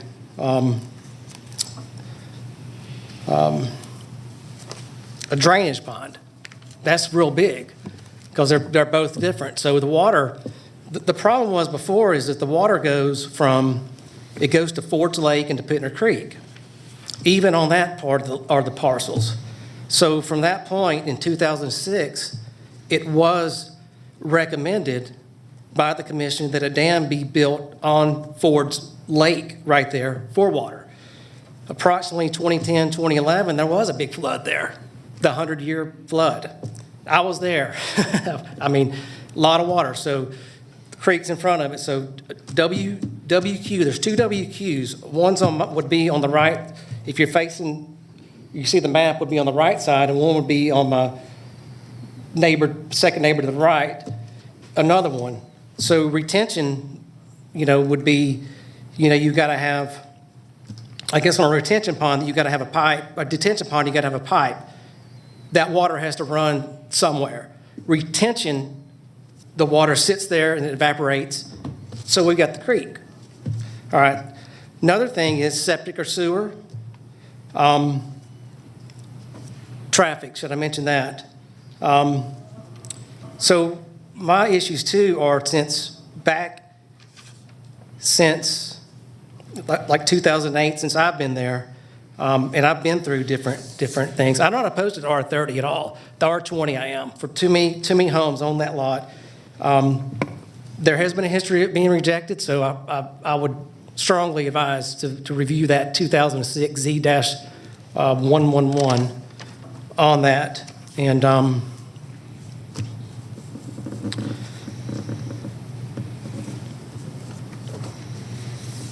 so yeah, that's my main concerns. What's the WQ and the green space on 25 and 26, and then not rejecting the R20. And that's all. Thank you. Anyone else for the opposition?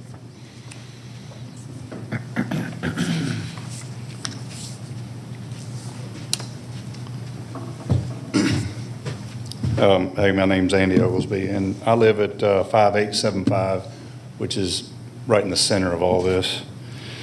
And our main concerns are, the roadway that runs in there to this subdivision is, well, it's hard to tell. It's inside of 100 feet, it would appear, to our swimming pool. And from my property line down to the swimming pool, it's, 20 feet in elevation change. So if a car runs off that roadway, it could end up in our swimming pool. I'm also concerned about the additional traffic. My daughter goes to Ford's Elementary, so it takes me 2 minutes with no traffic to get there. But in the morning when school's going in, it can take 20 minutes to get out of Ford's Road onto Mars Hill. And with the addition of 26 homes in there, it's going to add to that. It's going to overtax our schools. And I'm also opposed to the retention pond. It's going to be right at the back corner of our property. And so I'll echo all of Skip's comments as well, but those are my main concerns. And also, I believe it shows on their proposal that there's a 50-foot buffer from the creek that runs through there, but I believe it's supposed to be 100. I'm not certain on that, but we'd like it to be 100 at least. And that's really all I have. Thank you. Thank you. Anyone else?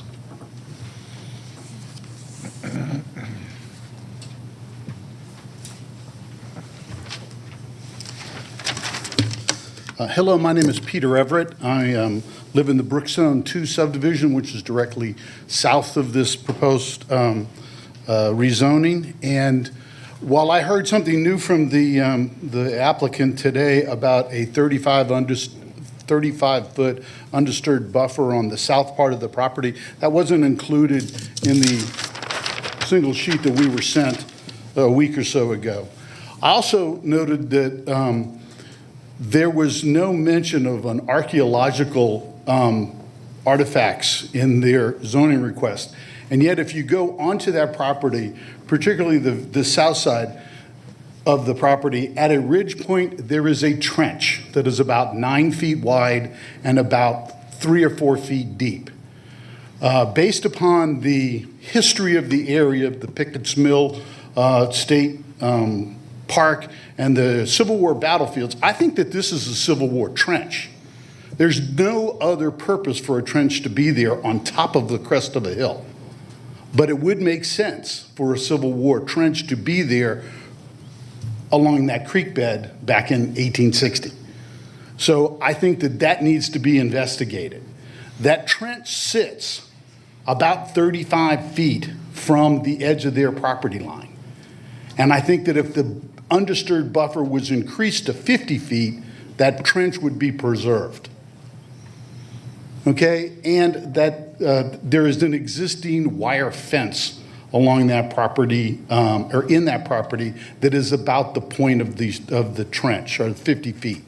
The trench starts in this property, is much more evident as you go further to the west of this gentleman's property. But it definitely starts in this area that they are requesting to be rezoned to R20. Again, R30, 50-foot undisturbed buffer, then the 35-foot setback probably wouldn't be an issue. That's all I have. Thank you. I also do want to make a note that Miss Bradbury, who lives to the east of this property, was here earlier and couldn't stay, and she has objections about the property and the density and also some of the water quality detention vault issues. Thank you. Thank you. Next. Good afternoon. My name is Jackie Bellwood, and I'm a resident of Brookstone 2, and I was not supposed to speak today. My husband was, but he had to leave, so I'm a bit nervous. I'm also representing him as well as Betty Bradbury, who was here earlier today and had to leave. We strongly oppose the rezoning of the property, particularly the western part of this property, from PRD to R20. Largely, we are very concerned about the builder that is going to be putting in the houses, Curley Family Homes. We have been to many Curley Family Home sites. We did that just this weekend, and I know we took photographs, and I've got topographic maps or aerial photographs of how it is that they develop properties, and they have been sent to all of you. You received an email this morning. In the online project description that staff put together, they state that the zoning proposal will permit a use that is suitable in view of the use and development of adjacent and nearby properties. They also say that the request will allow a development largely similar to the surrounding area.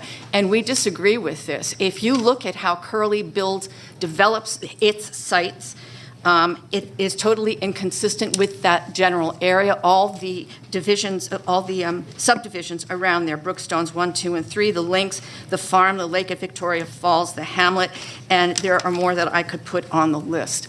I urge you, please have a look at those, the photographs that we sent you of the absolute clear cutting that is done. There is no interest in maintaining aesthetic or ecological parameters. Everything is raised, and we are very worried that the same thing is going to happen to this piece of property. The entire area now is ecologically quite sound. We have a lot of wildlife, et cetera, and we feel that if the development is developed the way Curley Family Homes has done their other homes, that we will lose all of that. In defense of our objections to rezoning from the PRD to the R20, we like to cite the purpose and intent of the PRD districts. The developer is supposed to benefit from better land Mr. Chairman, time has utilization. expired. Pardon me, I'm expired? Okay. I'm sorry, I can't hear you. I've been advised the time has expired. but, Okay, well, thank you very much. I thank you for that. Thank you for your comments. All right, so this case is in District 1. So let me start with questions to staff, to Mr. Peterson, and anyone else who'd like to answer them, but I'll start with you. Can you give us the history of this property in terms of the prior PRD rezoning and any subsequent refusal to grant R20 zoning? It was submitted for rezoning in 2006 from R30 to R20. At the time of rezoning in 2006, the board deleted the request of PRD. I think they did it in order to save some open space throughout the site where the creek is, and to make the zoning compatible with the Brookstone development, which is zone PRD and PD, depending on where you go in Brookstone. And, you know, the parcel that they're zoning is shown on your screen outlined in orange, and this is actually the eastern half of what the board zoned in 2006. So they basically asked for about 14 lots in 2006, and they're requesting 14 lots currently with the same area being undisturbed that they showed previously as undisturbed. All right. So you're saying there are the portions submitted for rezoning now, there are not going to be any additional lots? That's correct. Can you tell us what the purpose is? Why then they didn't build just in accordance with the existing zoning while they Well, submitted this? It's currently zone PRD, which is site plan specific. Right? So they need to Okay. get out of that site plan by rezoning it to a different category. Okay, so that's really all that's being done? There's no additional burdens from this rezoning being placed on any adjoining landowner? That's correct. Tell me about the stream. Is that truly a year-round stream as opposed to just a wintertime? It is a blue line stream. Okay. I've just had experiences before where sometimes things shown as streams aren't truly streams, but the understanding is this one is. So the buffer there would be how big before anybody could build? They're showing a 50-foot stream buffer on both sides of the creek, an additional 25-foot impervious setback from that. Okay, so nobody's going to be able to build within 75 feet of the creek? That's correct. Okay. Let's see, other concerns were clear cutting. Can you address that at all relative to the proposal? Yeah, the applicant did submit a stipulation letter last week where they agreed to only clear and grade the areas of the right-of-way, the house pads, the front yards, backyards, and where they need to put in utilities. So this would not be clear cut. Okay, and they're showing something here as an undisturbed buffer? On what part, Mr. Chairman? To the south, they're showing... On lots 15 through 18? Yes. Yeah, they're showing a 30-foot undisturbed buffer adjacent to the PRD to the south, and they are showing a 65-foot rear setback also on those same lots. All right, so is anyone allowed to clear cut where there's an undisturbed buffer? No, sir. Okay, so that's not, at least as to the lots behind there, that's not a fair concern. But the lots to the left show, it says PRD Anglin is shown to the left there? That's correct. And that's the other half of the PRD from 2006. Okay, so what's over there right now if we looked at that? It's just wooded.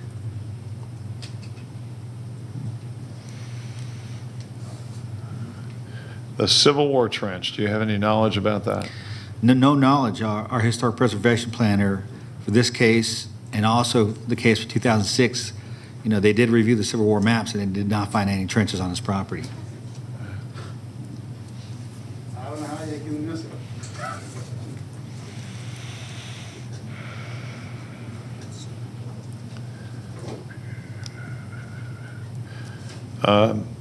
When I read the additional stip letter, it proposes a 35-foot rear setback in addition to the 30-foot undisturbed buffer, and for lots, I guess that's 15 through 18, correct?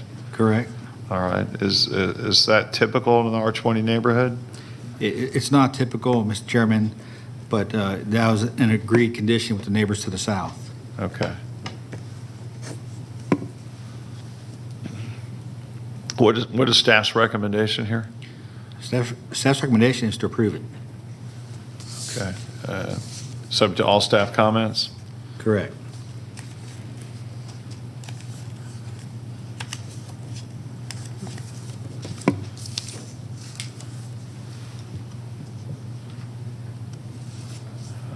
Just trying to make sure we've addressed all the comments and points that have been raised so far today.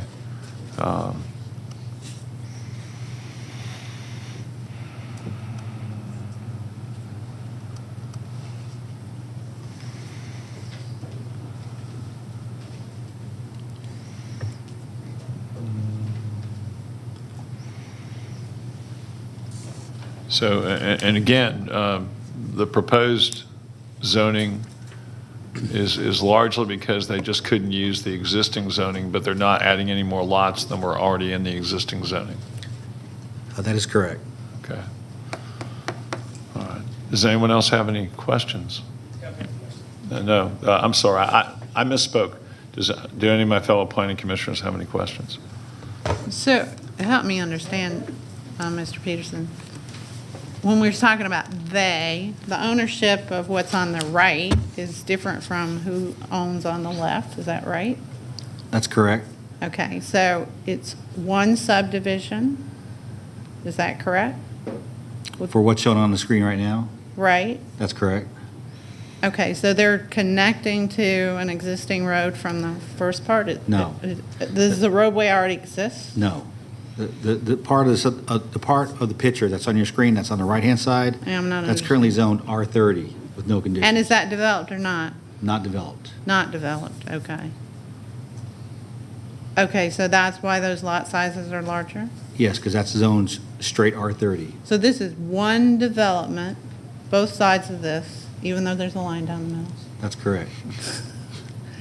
And so why is the left side inconsistent with the right side? Just because of the current restriction? And is there a reason why they now need to make it more dense over there? It's not any more dense than it's currently zoned. Then, It's currently zoned PRD for 14 lots. And they're zoning it R20 for 14 lots. okay, and the right side is zoned? R30.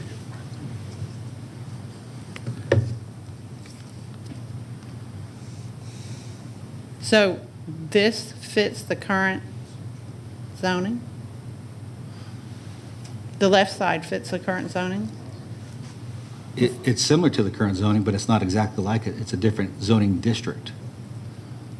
Right, I'm just still confused, so pardon me.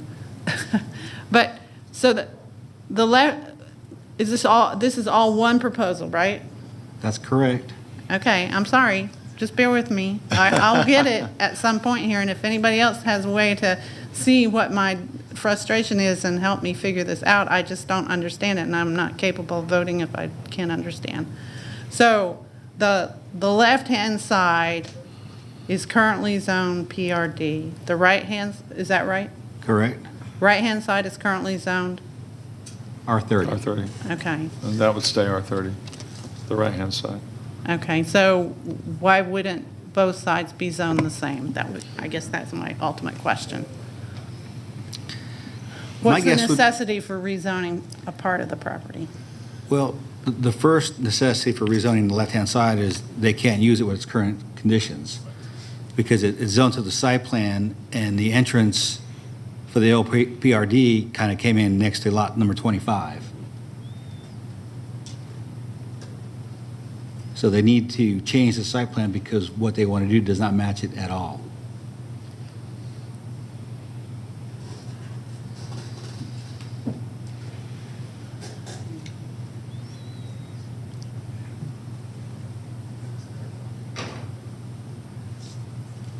And what caused that necessity?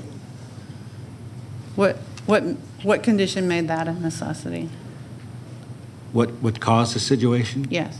Well, when the property came in for 2006, it was 3 or 4 different lots. And during the crash in the late 2000s, some of the property was sold off to other property owners that weren't part of the original 2006 zoning. So now 2 of the lots to the west, to the left-hand side, are owned by different people.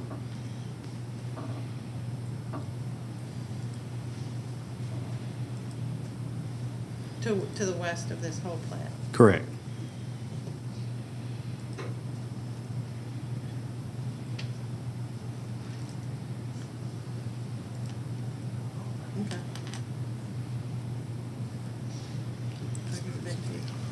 Thank you.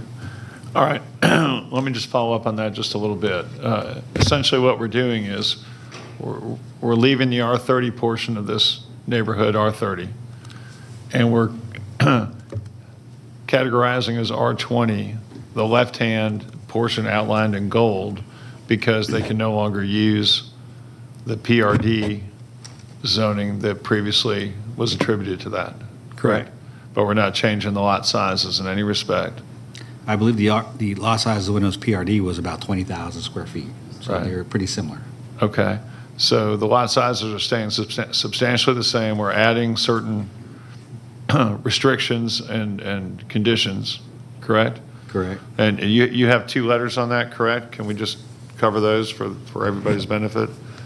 The most recent one, what were the changes there? What was the date of the most recent one? I believe it was within the last 5 days.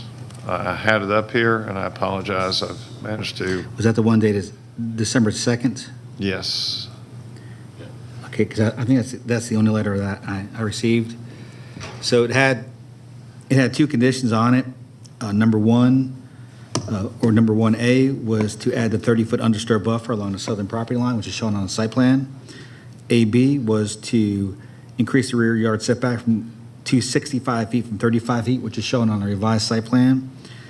And 1C was to reduce the front setback to 25 feet. That 10-foot reduction allowed them to pull lots up to account for the 65-foot rear setback.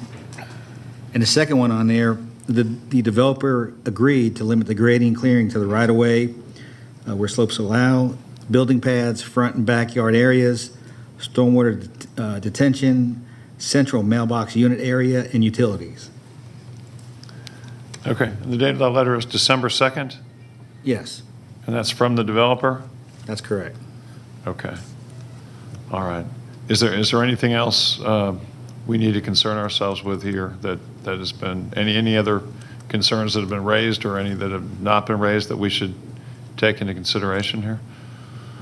I think we covered all the concerns that were raised. Okay. Any other questions for staff at all here? Okay. All right. I'm prepared to make a motion then. My motion would be that we approve the application subject to all staff conditions and subject to all stipulations submitted by the applicant. And those stipulations superseded to the extent inconsistent with the original stipulations by the applicant's letter of December 2, 2021, specifically agreeing to a 30-foot undisturbed buffer to the south along lots 15 through 18, and an increase in the rear setbacks from 35 feet to 65 feet, as indicated in the letter.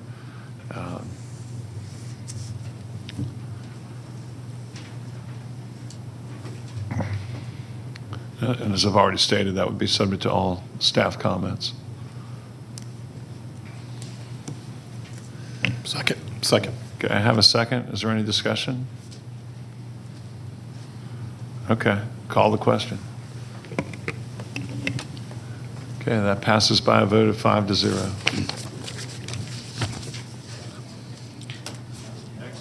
Next case, Next rezoning case. case C85, Lot 1 Homes, request rezoning from R20 to RA5 for a single-family residential subdivision in land lots 455 and 482 of the 16th District. The property is located on the east side of Trickham Road, north of Sandy Plains Road. The applicant is present. Is there anyone here opposed to rezoning case Z85? Two. Let the record show there's two people here opposed. All those wishing to address the board, please come forward to be sworn in.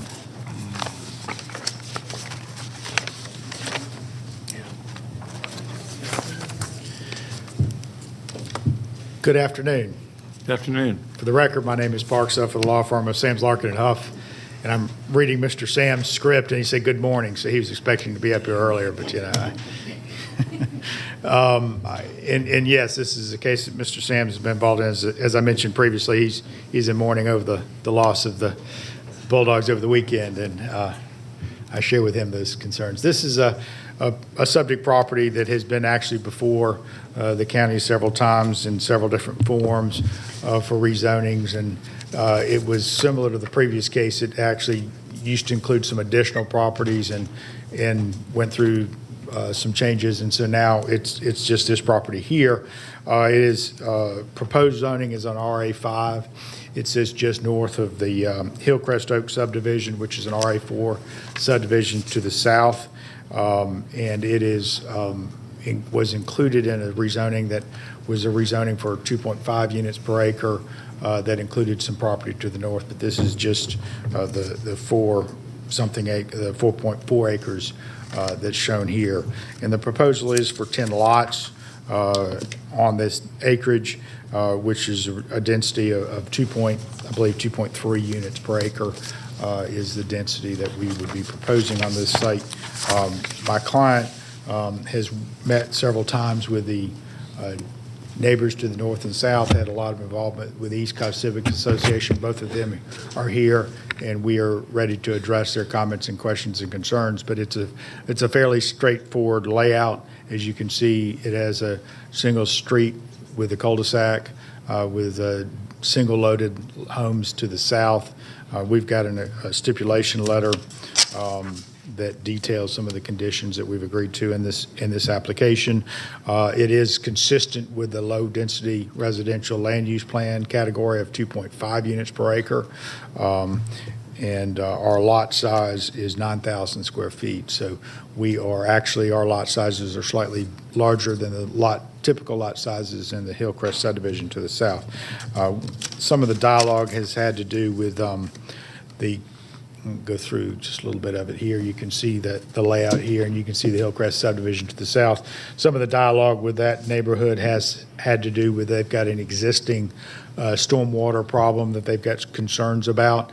We have made a commitment that we will work with the Stormwater Management Division and Mr. Carver and address that. It is the reverse situation that you normally have, and that they have backup on their property. So we need to make sure we're efficiently receiving their flow. Their development is an older development, and there needs to be some review of their plan also. They also have concerns about the sanitary sewer, and that will be addressed during plan review, that we in fact will not have any burden on that system, and we will evaluate it at the direction of the Cobb water system to make sure that in fact is in currently good condition. Mr. Sam has submitted a letter dated November 23rd, 2021 that details the conditions that we've agreed to, some of which has to do with architectural style of the homes. As you can see, Lot 1 homes builds a quality of product and consistent with the type of construction that you see in this area. I'm not going to go through all the conditions, but I do want to add one condition. One of the dialogues had been about separation between homes, and we would agree to the condition of 15 feet between homes. That was something that was a request from, I believe, the ECCA, and had been included in some of the previous zonings on the property. The site plan has the appropriate parking that is required in the guest parking. We've accommodated that.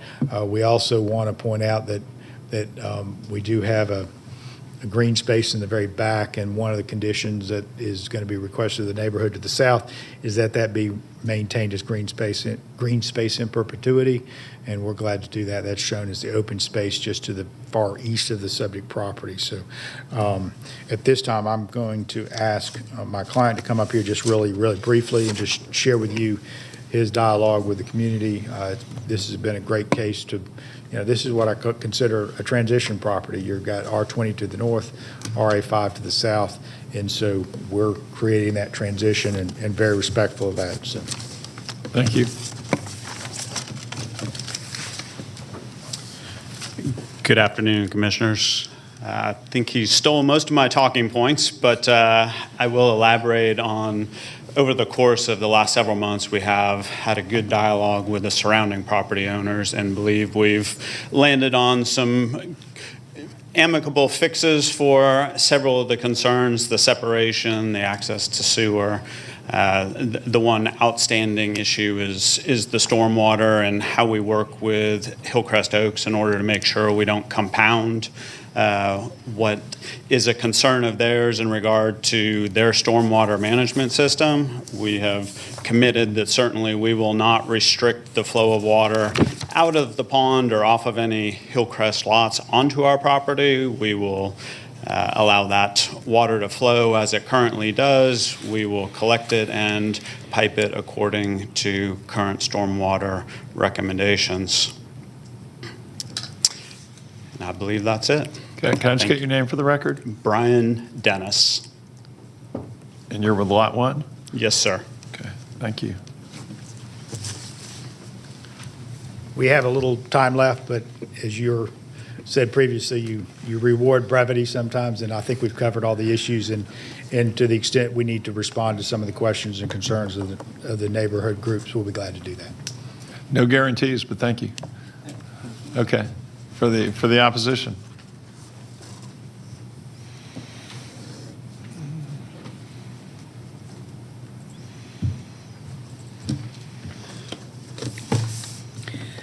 Good afternoon, Chairman and members of the Planning Commission. My name is Lisa Gray. I am here today on behalf of the Hillcrest Oaks subdivision, and we came here in opposition of this rezoning as originally presented, but we've had a really good dialogue with the applicant and his attorney. So a lot of these items have already been addressed and agreed to by them in their remarks, but I'm going to go ahead and read them on behalf of our neighborhood. This property was an assemblage of the rezoning in 2006, which went into litigation in 2007. The current plan is about 80 to 90% identical to that plan for this section of this property. Some of the issues that from the former plan seem to be resolved, and this correcting the setbacks to meet the county guidelines, with the possible exception of still showing 5-foot setbacks on the sidelines. It is our understanding that Cobb prefers a minimum of 15 feet between buildings, so it would be recommended that the 15 feet stipulations from the 2007 plan be made into this current request. I think they have already agreed to that in their remarks. We are aware that several individuals were approached and have entered into an agreement to provide a sewer easement that allows this subdivision access to the sewer line that starts in Hillcrest Oaks. We have been told that there is adequate capacity to allow for this.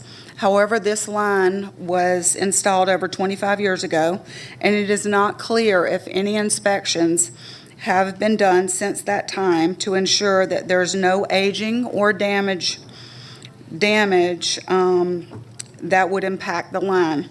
So given the extent of the damage that recent storms have done to Cobb County infrastructure, we ask that Cobb Water and Sewer do a complete camera inspection of the entire system in Hillcrest Oaks and jet out the lines in advance of the connection to ensure our residents that there will be no adverse effects from adding the additional flow. Another concern from 2007 rezoning, which still exists today, perhaps with more urgency, is the stormwater management. The stormwater system in Hillcrest Oaks backs up on this property has extensive issues with high water and overflow during heavy rains. We do have a few pictures here of one of our homes that they had just happened to have some pictures. This is the wall that goes along the stormwater management system. This is actually in the homeowner's yard. So there's 3 pictures, just pop through those, just so they can see the amount of water. This was not a huge rain, this was just a rain. So one additional picture, you can see how much water does back up during heavy rains. There are a number of homes along this shared property line which suffer in an excess storm water flow and frequent flooding. We're not sure if this is due to flaws in the original design in on the Hillcrest Oaks side, excessive climate changes causing more flow than that were originally anticipated, or other factors.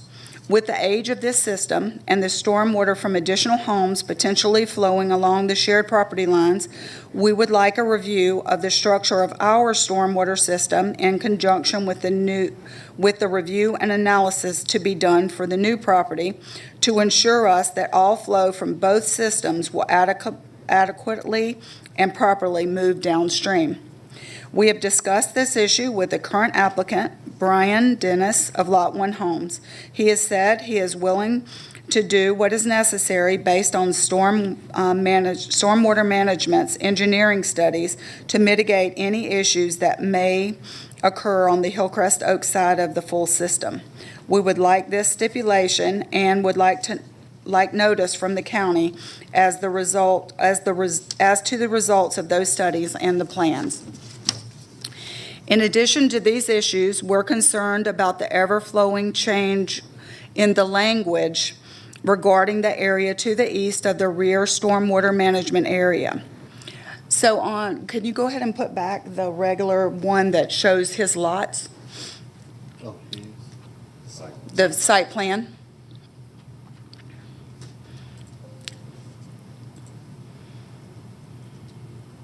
If you go to my presentation. Sorry about that. I'm going to go ahead and read while he's doing that since there's a time limit. The agreement to the previous zoning case was to convey this area as a conservation easement to Cobb County, undisturbed in perpetuity. So the part that we're talking about is the very, very far right tip, the very thin piece that's the very end of the plan, right there to the right.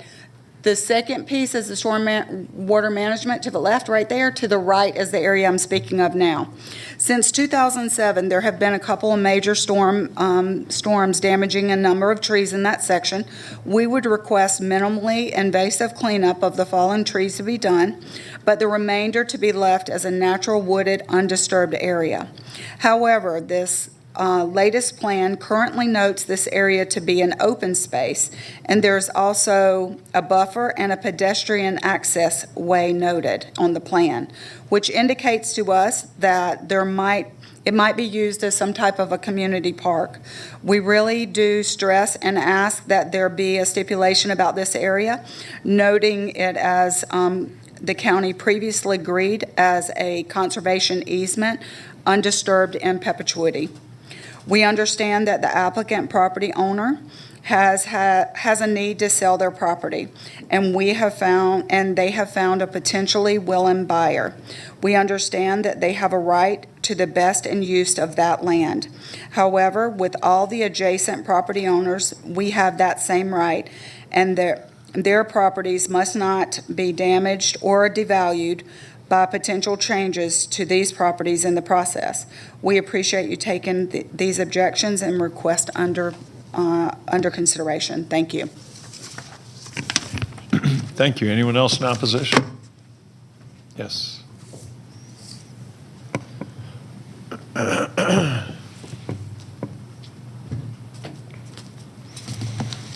Chris? Hi. Good afternoon. My name is Chris Lindstrom, representing the East Cobb Civic Association, and I'm case manager for Z85. ECCA has been in constant communication with the HOA representative of Hillcrest Oaks subdivision, and we've also reviewed the area with careful consideration of the surrounding properties. While ECCA believes RA5 is compatible to the area, ECCA respectfully recommends additions to the stipulation letter dated November 23, 2021. These additions were provided to the Planning Commission, Mr. Sams, and to the Hillcrest Oaks HOA representative on December 1st, 2021. With that, ECCA recommends approval of Z85 subject to the stipulation letter dated November 23rd, 2021, recommended additions to the stipulations provided earlier, all staff comments. ECCA also supports the comments from the Hillcrest Oaks subdivision. Thank you. Thank you. And Anyone happy else in holidays. opposition? All right, the public comment portion of the hearing on this property and rezoning application is closed. This is in District 3, so Planning Commissioner Dance will lead us. Thank you. If I could have Carl Carver come forward, please.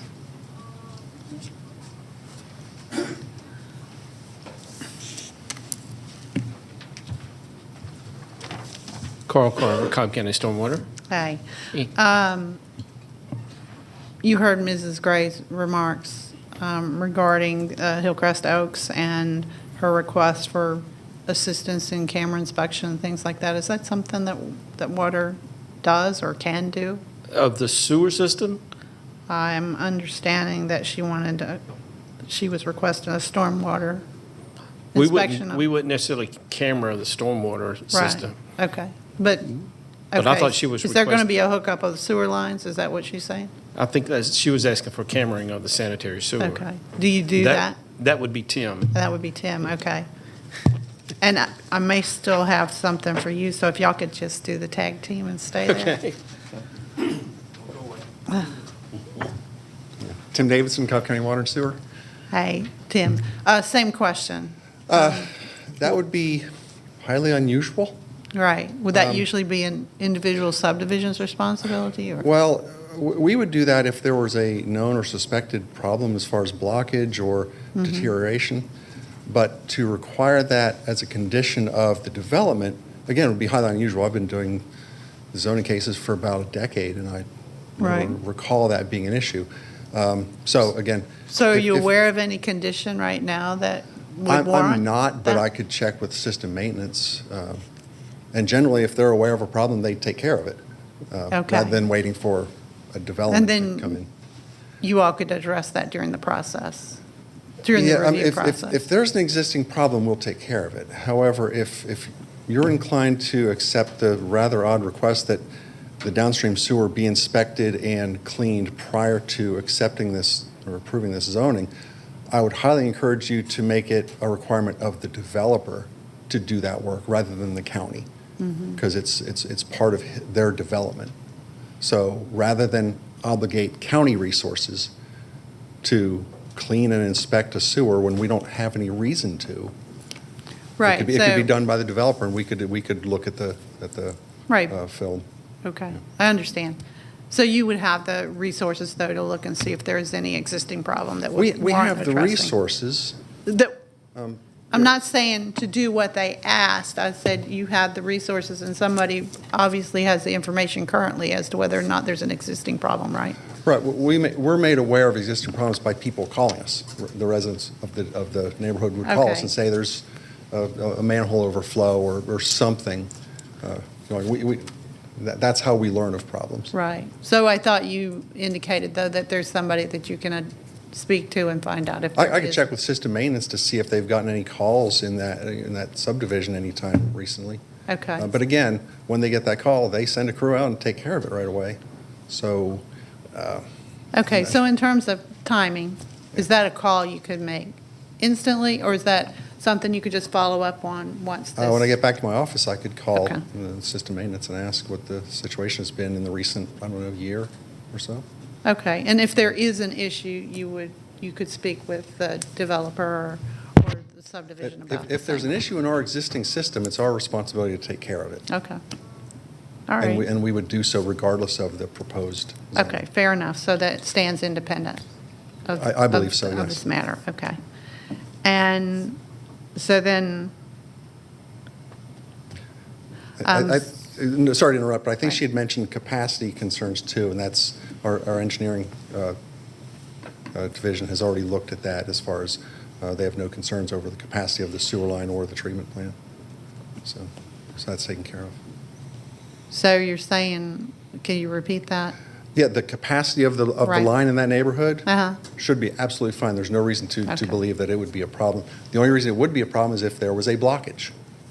And we're not aware of any blockages because no one's ever notified us of such. But again, I can check with system maintenance to see. Okay, if you don't they've gotten any mind calls. checking, but otherwise, you're not aware of any issues? That's correct. Okay, on either side of the fence, right? Yes. Either as to capacity or with the maintenance of the system? Correct. Okay. All right, and then if I could have Mr. Carver come back.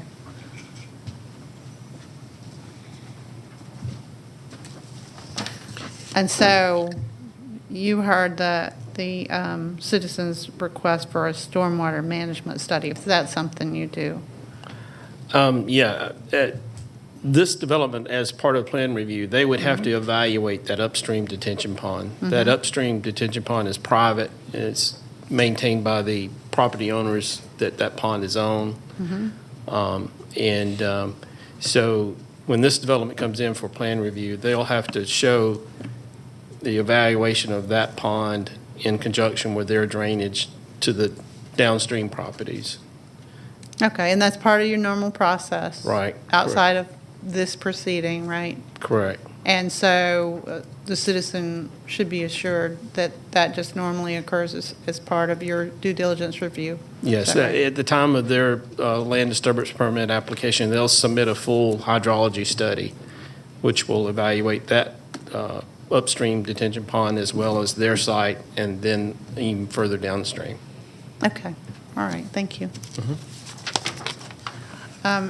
If I could get Parks to come forward. Mr. Huff.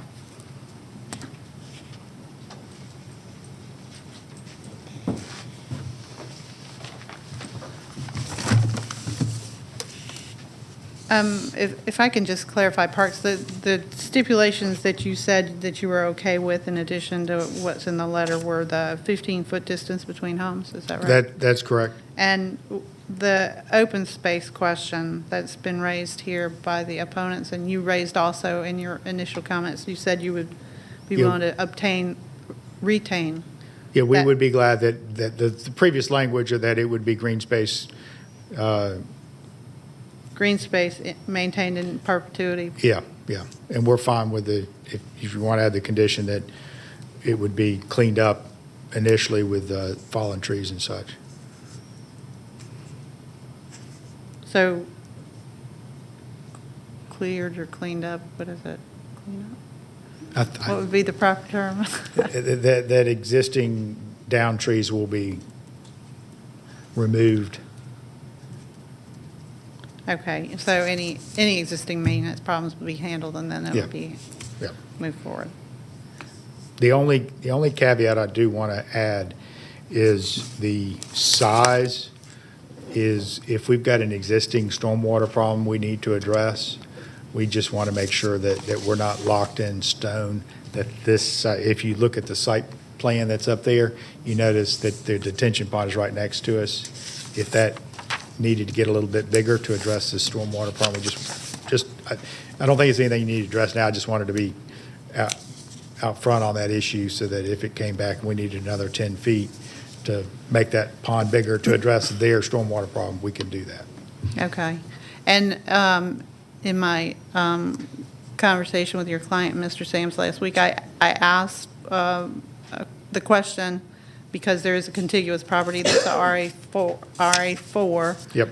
Whether or not you would consent to RA4. Yes, we would consent, and we have asked the engineer to review, and he has come forward with, and I have it here, showing an RA4 that maintains the same layout that we've got now. Okay, so there were no issues No issues. between the two? Yeah, and that would be consistent with the RA4 to the south. Okay, and so the site plan would remain the same, you just have an update Yeah. as to the designation? Yep. Okay. Does anyone else have questions? Any of the other planning commissioners have questions for the applicant's counsel?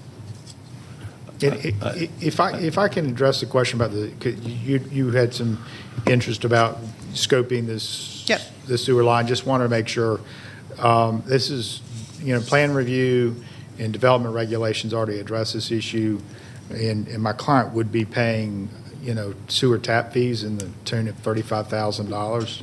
So, we'd be glad to address existing problems, but it would be odd to go in search of problems that aren't identified yet. And quite frankly, that's the reason why we pay sewer tap fees, for the county to address those issues. Right. And I'm hoping that was clear from what you just said and also from what staff said, that there are obligations that are occurring or would occur as a part of that normal process. Yep. On your client, right? Hang in there. Planning Commissioner Anderson? Apologies if you addressed this already, but in terms of the restrictions on rental housing, this is going to be limited to, I just, for some reason, can't bring up the stipulator right now, but was there any language around that, limiting that in the HOA covenants?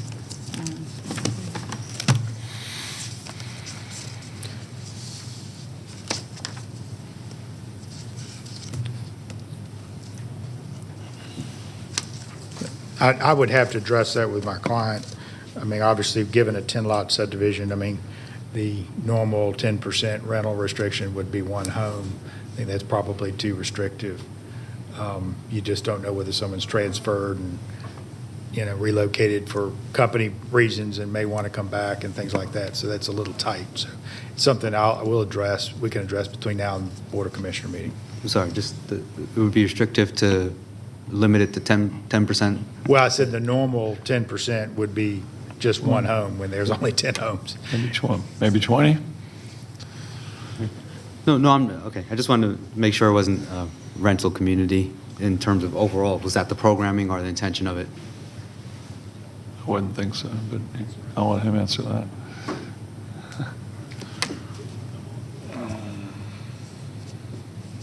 Yes, sir. I mean, 20% would be more appropriate in this situation.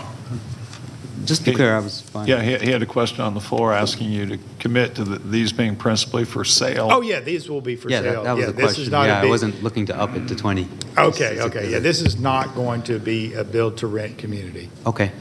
Yes, it is a Thank you. for-sale market, for-sale community.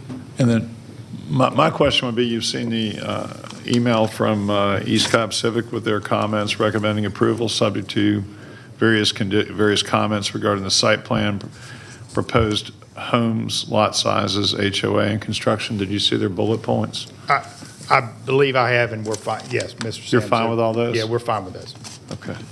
That was my only question for you. Back to Ms. Planning Commissioner Dance. Have those been incorporated in the stip They have letter? not been incorporated in the stip letter. Okay, but they can be incorporated in the stip letter for the next presentation. That is correct. So what would we designate those as to ensure that they got incorporated?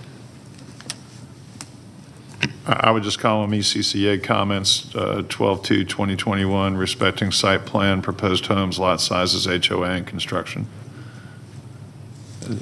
That way it's I might get you to covered. repeat that, too. If I have to.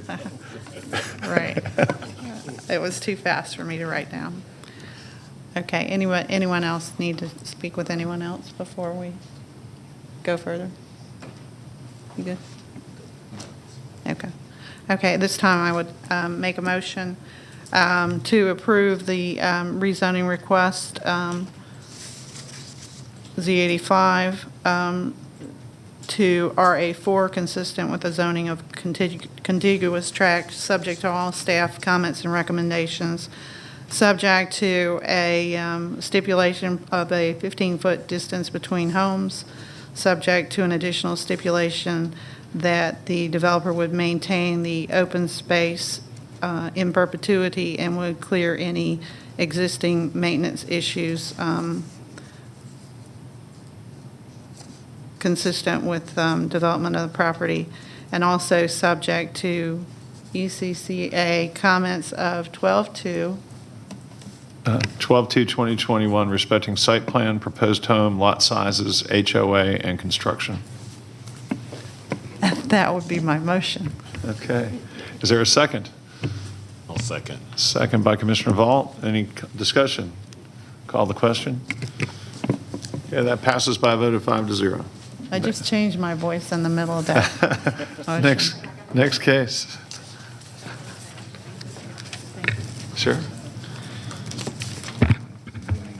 Okay, rezoning case Z89, Tyler Chandler Homes LLC, request rezoning from R20 to RSL for a residential senior living, non-supportive development in land lot 979 of the 19th District.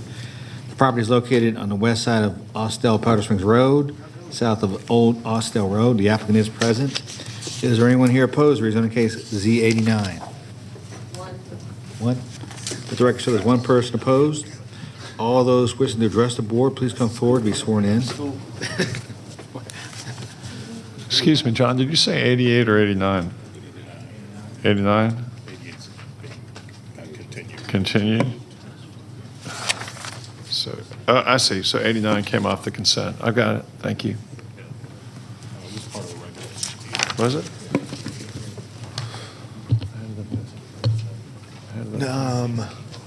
Is this Tyler Chandler? Just do me. Okay. Since I've got it right there, I kind of got it. All right. Do my point and show it. Maybe this is from last week. If you don't mind. All right, for the applicant. Thank you, and good afternoon. Kevin Moore here on behalf of Tyler Chandler Homes in this rezoning application that concerns 8.4 acres located on Austell Powder Springs Road. I'm going to move over there and kind of go through a couple of things I think are helpful in your consideration of this rezoning request. The property, as you see on your screen, highlighted as zoned R20. We're proposing rezoning to residential senior living for an age-restricted 55-year and over homes in the community, totaling a maximum of 31 homes. And so let me go over there, though, and explain a little bit about this context and where this property is located. Turning to this area, this is Austell Powder Springs Road. Here is the subject property, the 8.4 acres, zoned R20. But I please want you to note that you've got in this area along Austell Powder Springs Road a smattering of a potpourri of various categories that come down this area through here, including heavy industrial adjacent to us. You have old GC and NRC zonings here, as well as NS and GC across the street here. If you go up and down Austell Powder Springs Road, it used to be a major thoroughfare connecting Austell and Powder Springs. And as a result, it has this type of development that was done many years ago. Over time, though, those uses, which were much older types of either what we would consider to be light industrial types of contractor type offices, or like for contractors, or for other smaller GC or general commercial uses that were done way back in the 40s and 50s and 60s, is what you see throughout this area. Then a mix of residential. But what you also see is this area also is right adjacent to the city of Powder Springs, which is the shaded areas that you see kind of surrounding this property here that are been developed at a more higher density residential than the R20 areas that have our kind of legacy remaining residential in Cobb County. Turning to the future land use map, and then you'll really see something interesting. All right, so again, this is our property, Austell Powder Springs Road, and you see that the corridor of that road is within a community activity center. And that's what we're talking about. When you look at this area through here, this all has a community activity center that goes along with Austell Powder Springs Road being highway development, because that was the highway back in the day. Those land use designations, though, have remained throughout on our future land use map. And in fact, basically about half of our property is within the community activity center. Half of our property is low density residential, which brings me to the site plan for our development. And this is kind of turned around. Can I flip that around, CJ? Sure. Here's Austell Powder Springs Road in our 8 acres, and a very straightforward residential senior living proposal for residential here. In this area, what you didn't see was any RSL. What you didn't see was different types of residential new development that is to occur or would be occurring. Tyler Chandler Homes does an excellent job. It's got a development and community that is age-restricted off of Powder Springs Road, actually not too far from this location. It's had extremely good success and has done an excellent job with that development here in the county off of Powder Springs Road, and this would pick up from their success at that project. But importantly, from a staff standpoint and analysis standpoint, staff's analysis and comments recommended approval, but to 2.5 units per acre. The reasoning behind that is pretty standard. If RSL proposals are made, staff does look to the land use plan, as it should, for guidance on potential density implications or ramifications, or what it should or shouldn't be from their standpoint in supporting the land use plan. But when we look at this, we see a piece of property that's half and half. It's a half community activity center, half low density residential. From our standpoint, a community activity center recommends typically up to 5 units per acre in terms of residential, sometimes up to 8 units per acre in residential. What we're proposing here is right at 3.6 units per acre, 3.7 units per acre, which is to me, the middle between 2.5 and 5, or 2.5 and 8, depending on how you view a community activity center. Staff recommended, keeping it at 2.5, which is controlled by the low-density residential on your land use plan. But we'd like to also recognize that half of this property is in a community activity center. And we think the proper balance for your consideration is what we've proposed, right around 31 homes at that density seems to be what would be appropriate given the community activity center nature along Austell Powder Springs Road from a land use plan standpoint. I also believe that what you're going to see and what we've seen from a development trend standpoint is this area will start not to look like a community activity center, but start to be residential in nature with new residential development. I know Powder Springs as a city is encouraging that as they continue to revitalize their downtown, as they have an annexation plan in place that they're adopting and working with to fix some of the service issues like you see here with properties that are, this property's out of the city, this property's in, this property's out. And I think what you'll be seeing is it becoming and trending towards residential. It won't be very dense. I don't think you're looking at 10 units per acre, but I do think you're looking at things that are not necessarily going to look exactly like low-density residential, given the commercial nature of what's been held as a future land use plan along this corridor for so very long. We do have a stipulation letter that's dated December 1st. We have provided for all of the things that you would expect to see in a stipulation letter regarding RSL, or residential senior living, acknowledging the restrictions and the requirements for mandatory homeowners associations and so forth. Also, it's not shown on this plan, but we will have community gathering areas that you would expect. It's not on the plan, but that is part of our program and part of our plan to include those there. And we would want to make sure that's included. And it's in our stipulation letter regardless that we will provide those as part of this application. We also are not requesting any variances as a part of this application to residential senior living. Again, we think having some different types of home options here, be it age restricted or be it single family or what have you, is a good thing. Where this is located actually is pretty good proximity to Powder Springs, to Austell, to those city centers. It's on a main road, meaning Austell Powder Springs Road, and we think it's a good application and it should be a very positive quality development where none has occurred for 40 years. So with that, we think we'd appreciate your consideration and respectfully request your recommendation of approval to the Board of Commissioners. Thank you. Thank you very much. Is there anyone for the opposition?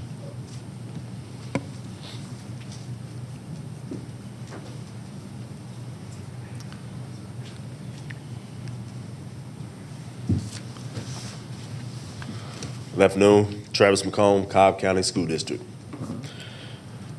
The Cobb County School District Board of Education has concerns about this development. Senior residential development generally have a negative impact on tax revenue for Cobb County School District.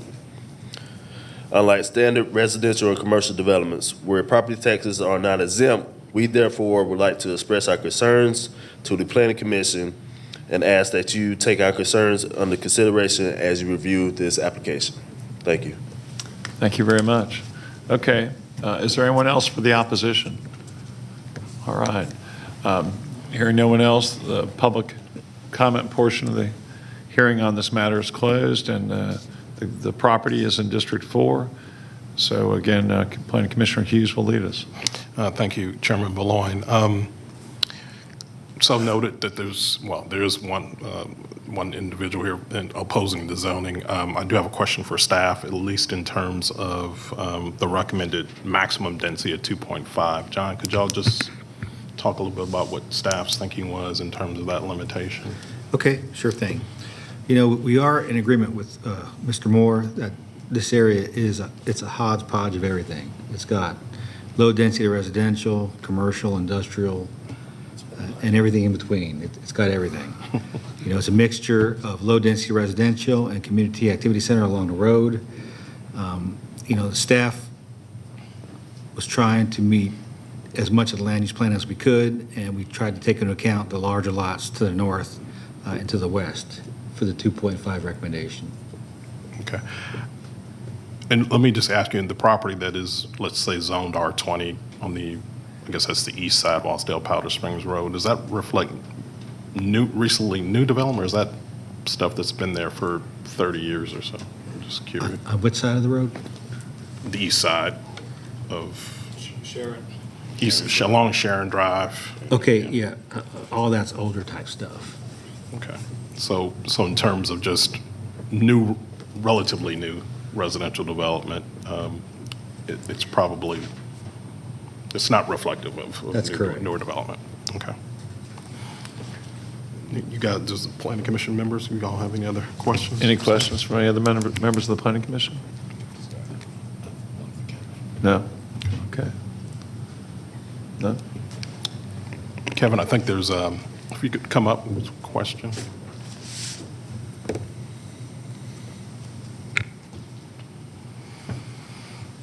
I think Commissioner Galt's got a question.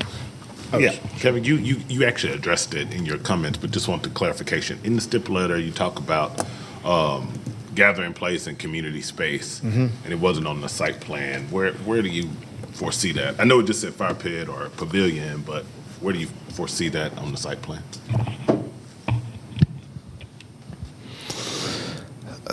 It would be located in this area here. We have provided for kind of a dog park, dog trail area back through here, but there's room right through here, and we can shift some things around to ensure that that occurs. It's just a matter of sliding it and to show it.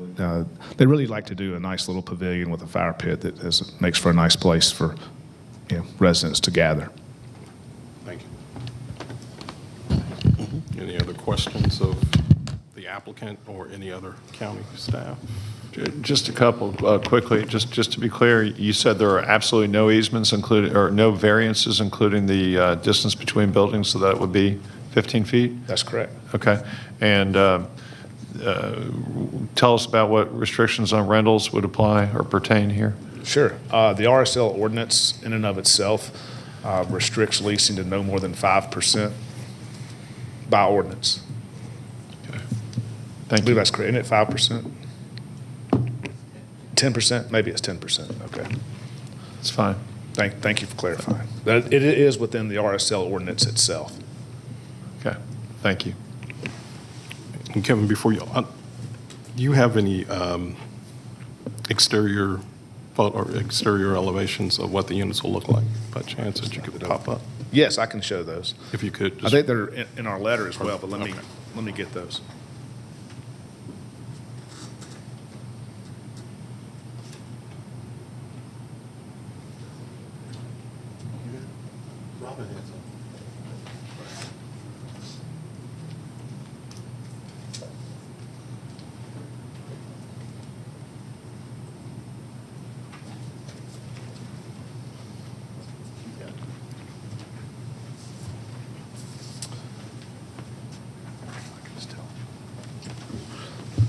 And these are actual homes, so these are actually his architectural drawings.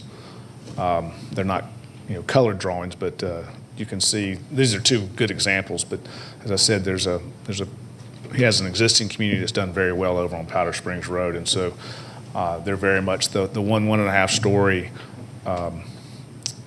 age-restricted homes that you're seeing, but just very well appointed and look very nice. And I'm just curious, ballpark price points for these units. Do you know this? These will start in the mid-3s. Okay. Are there any other questions? Okay. About opportunity to review staff's recommendation and the applicant's stipulation letter. And I would like to move to approve the request or recommend approval of Z89 with a change to one of the recommendations related to staff's cap on the density. I'd like us to consider increasing the density from 2.5 to 3.25. That gets us up to about 27 homes as opposed to 31. Kevin, is that feasible? Okay. Okay. So with that change and the stipulation letter dated December 1st, provided that is also adjusted to reflect a cap of 3.25 and that the site plan is adjusted accordingly. That is my motion. Okay, we have a motion for recommendation for approval. Is there a second? Second by Commissioner Anderson. Okay. Any discussion at all? Call the question. And as with everything else today, it passes by a vote of 5-0. We have one other matter on the agenda to take up, I believe.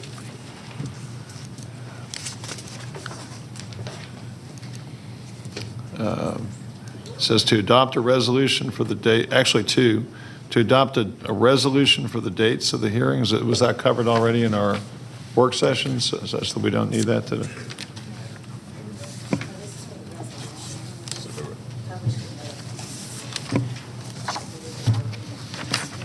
So what do we need? Do we need a motion?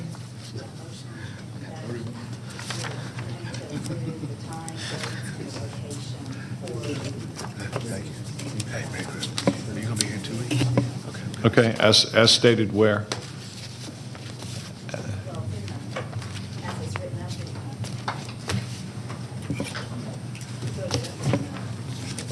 It's already in here somewhere? Okay. All right, we've been asked to approve the schedule for our meetings next year, where and as stated and published to us. Is there a motion in that regard? Yeah, I'll move to approve the time, dates, and location for the planning commission meetings for next year. Second.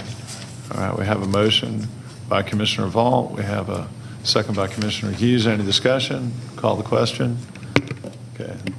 That passes by a vote of 5-0, and then we have minutes.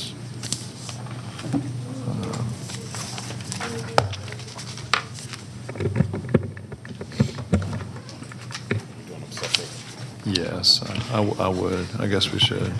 So I move that we approve the minutes for the work session dated November 29th, 2021. Motion by Commissioner Vaught. Is there a second? Second. Second by Commissioner Hughes. Call the question. All right. Is there a motion regarding the November 2nd minutes? Motion to approve the minutes for the zoning hearing, Cobb County Planning Commission, November 2nd. Okay, we have a motion by Commissioner Hughes to approve the November 2nd minutes. Any corrections, changes, or just a second? Second. Second by Commissioner Anderson. Call the question. And that also passes by a vote of 5-0. Is there any other business we need to consider at this time? No, sir. Do we need a motion to adjourn? Yes. Okay, motion, can I entertain a motion to adjourn? So moved. By Commissioner Hughes, second by Commissioner Vaught. Call the question, and that passes by a vote of. We need your press the button again. Your button didn't mash. 5-0. I want to stay a little longer. Thank you very much.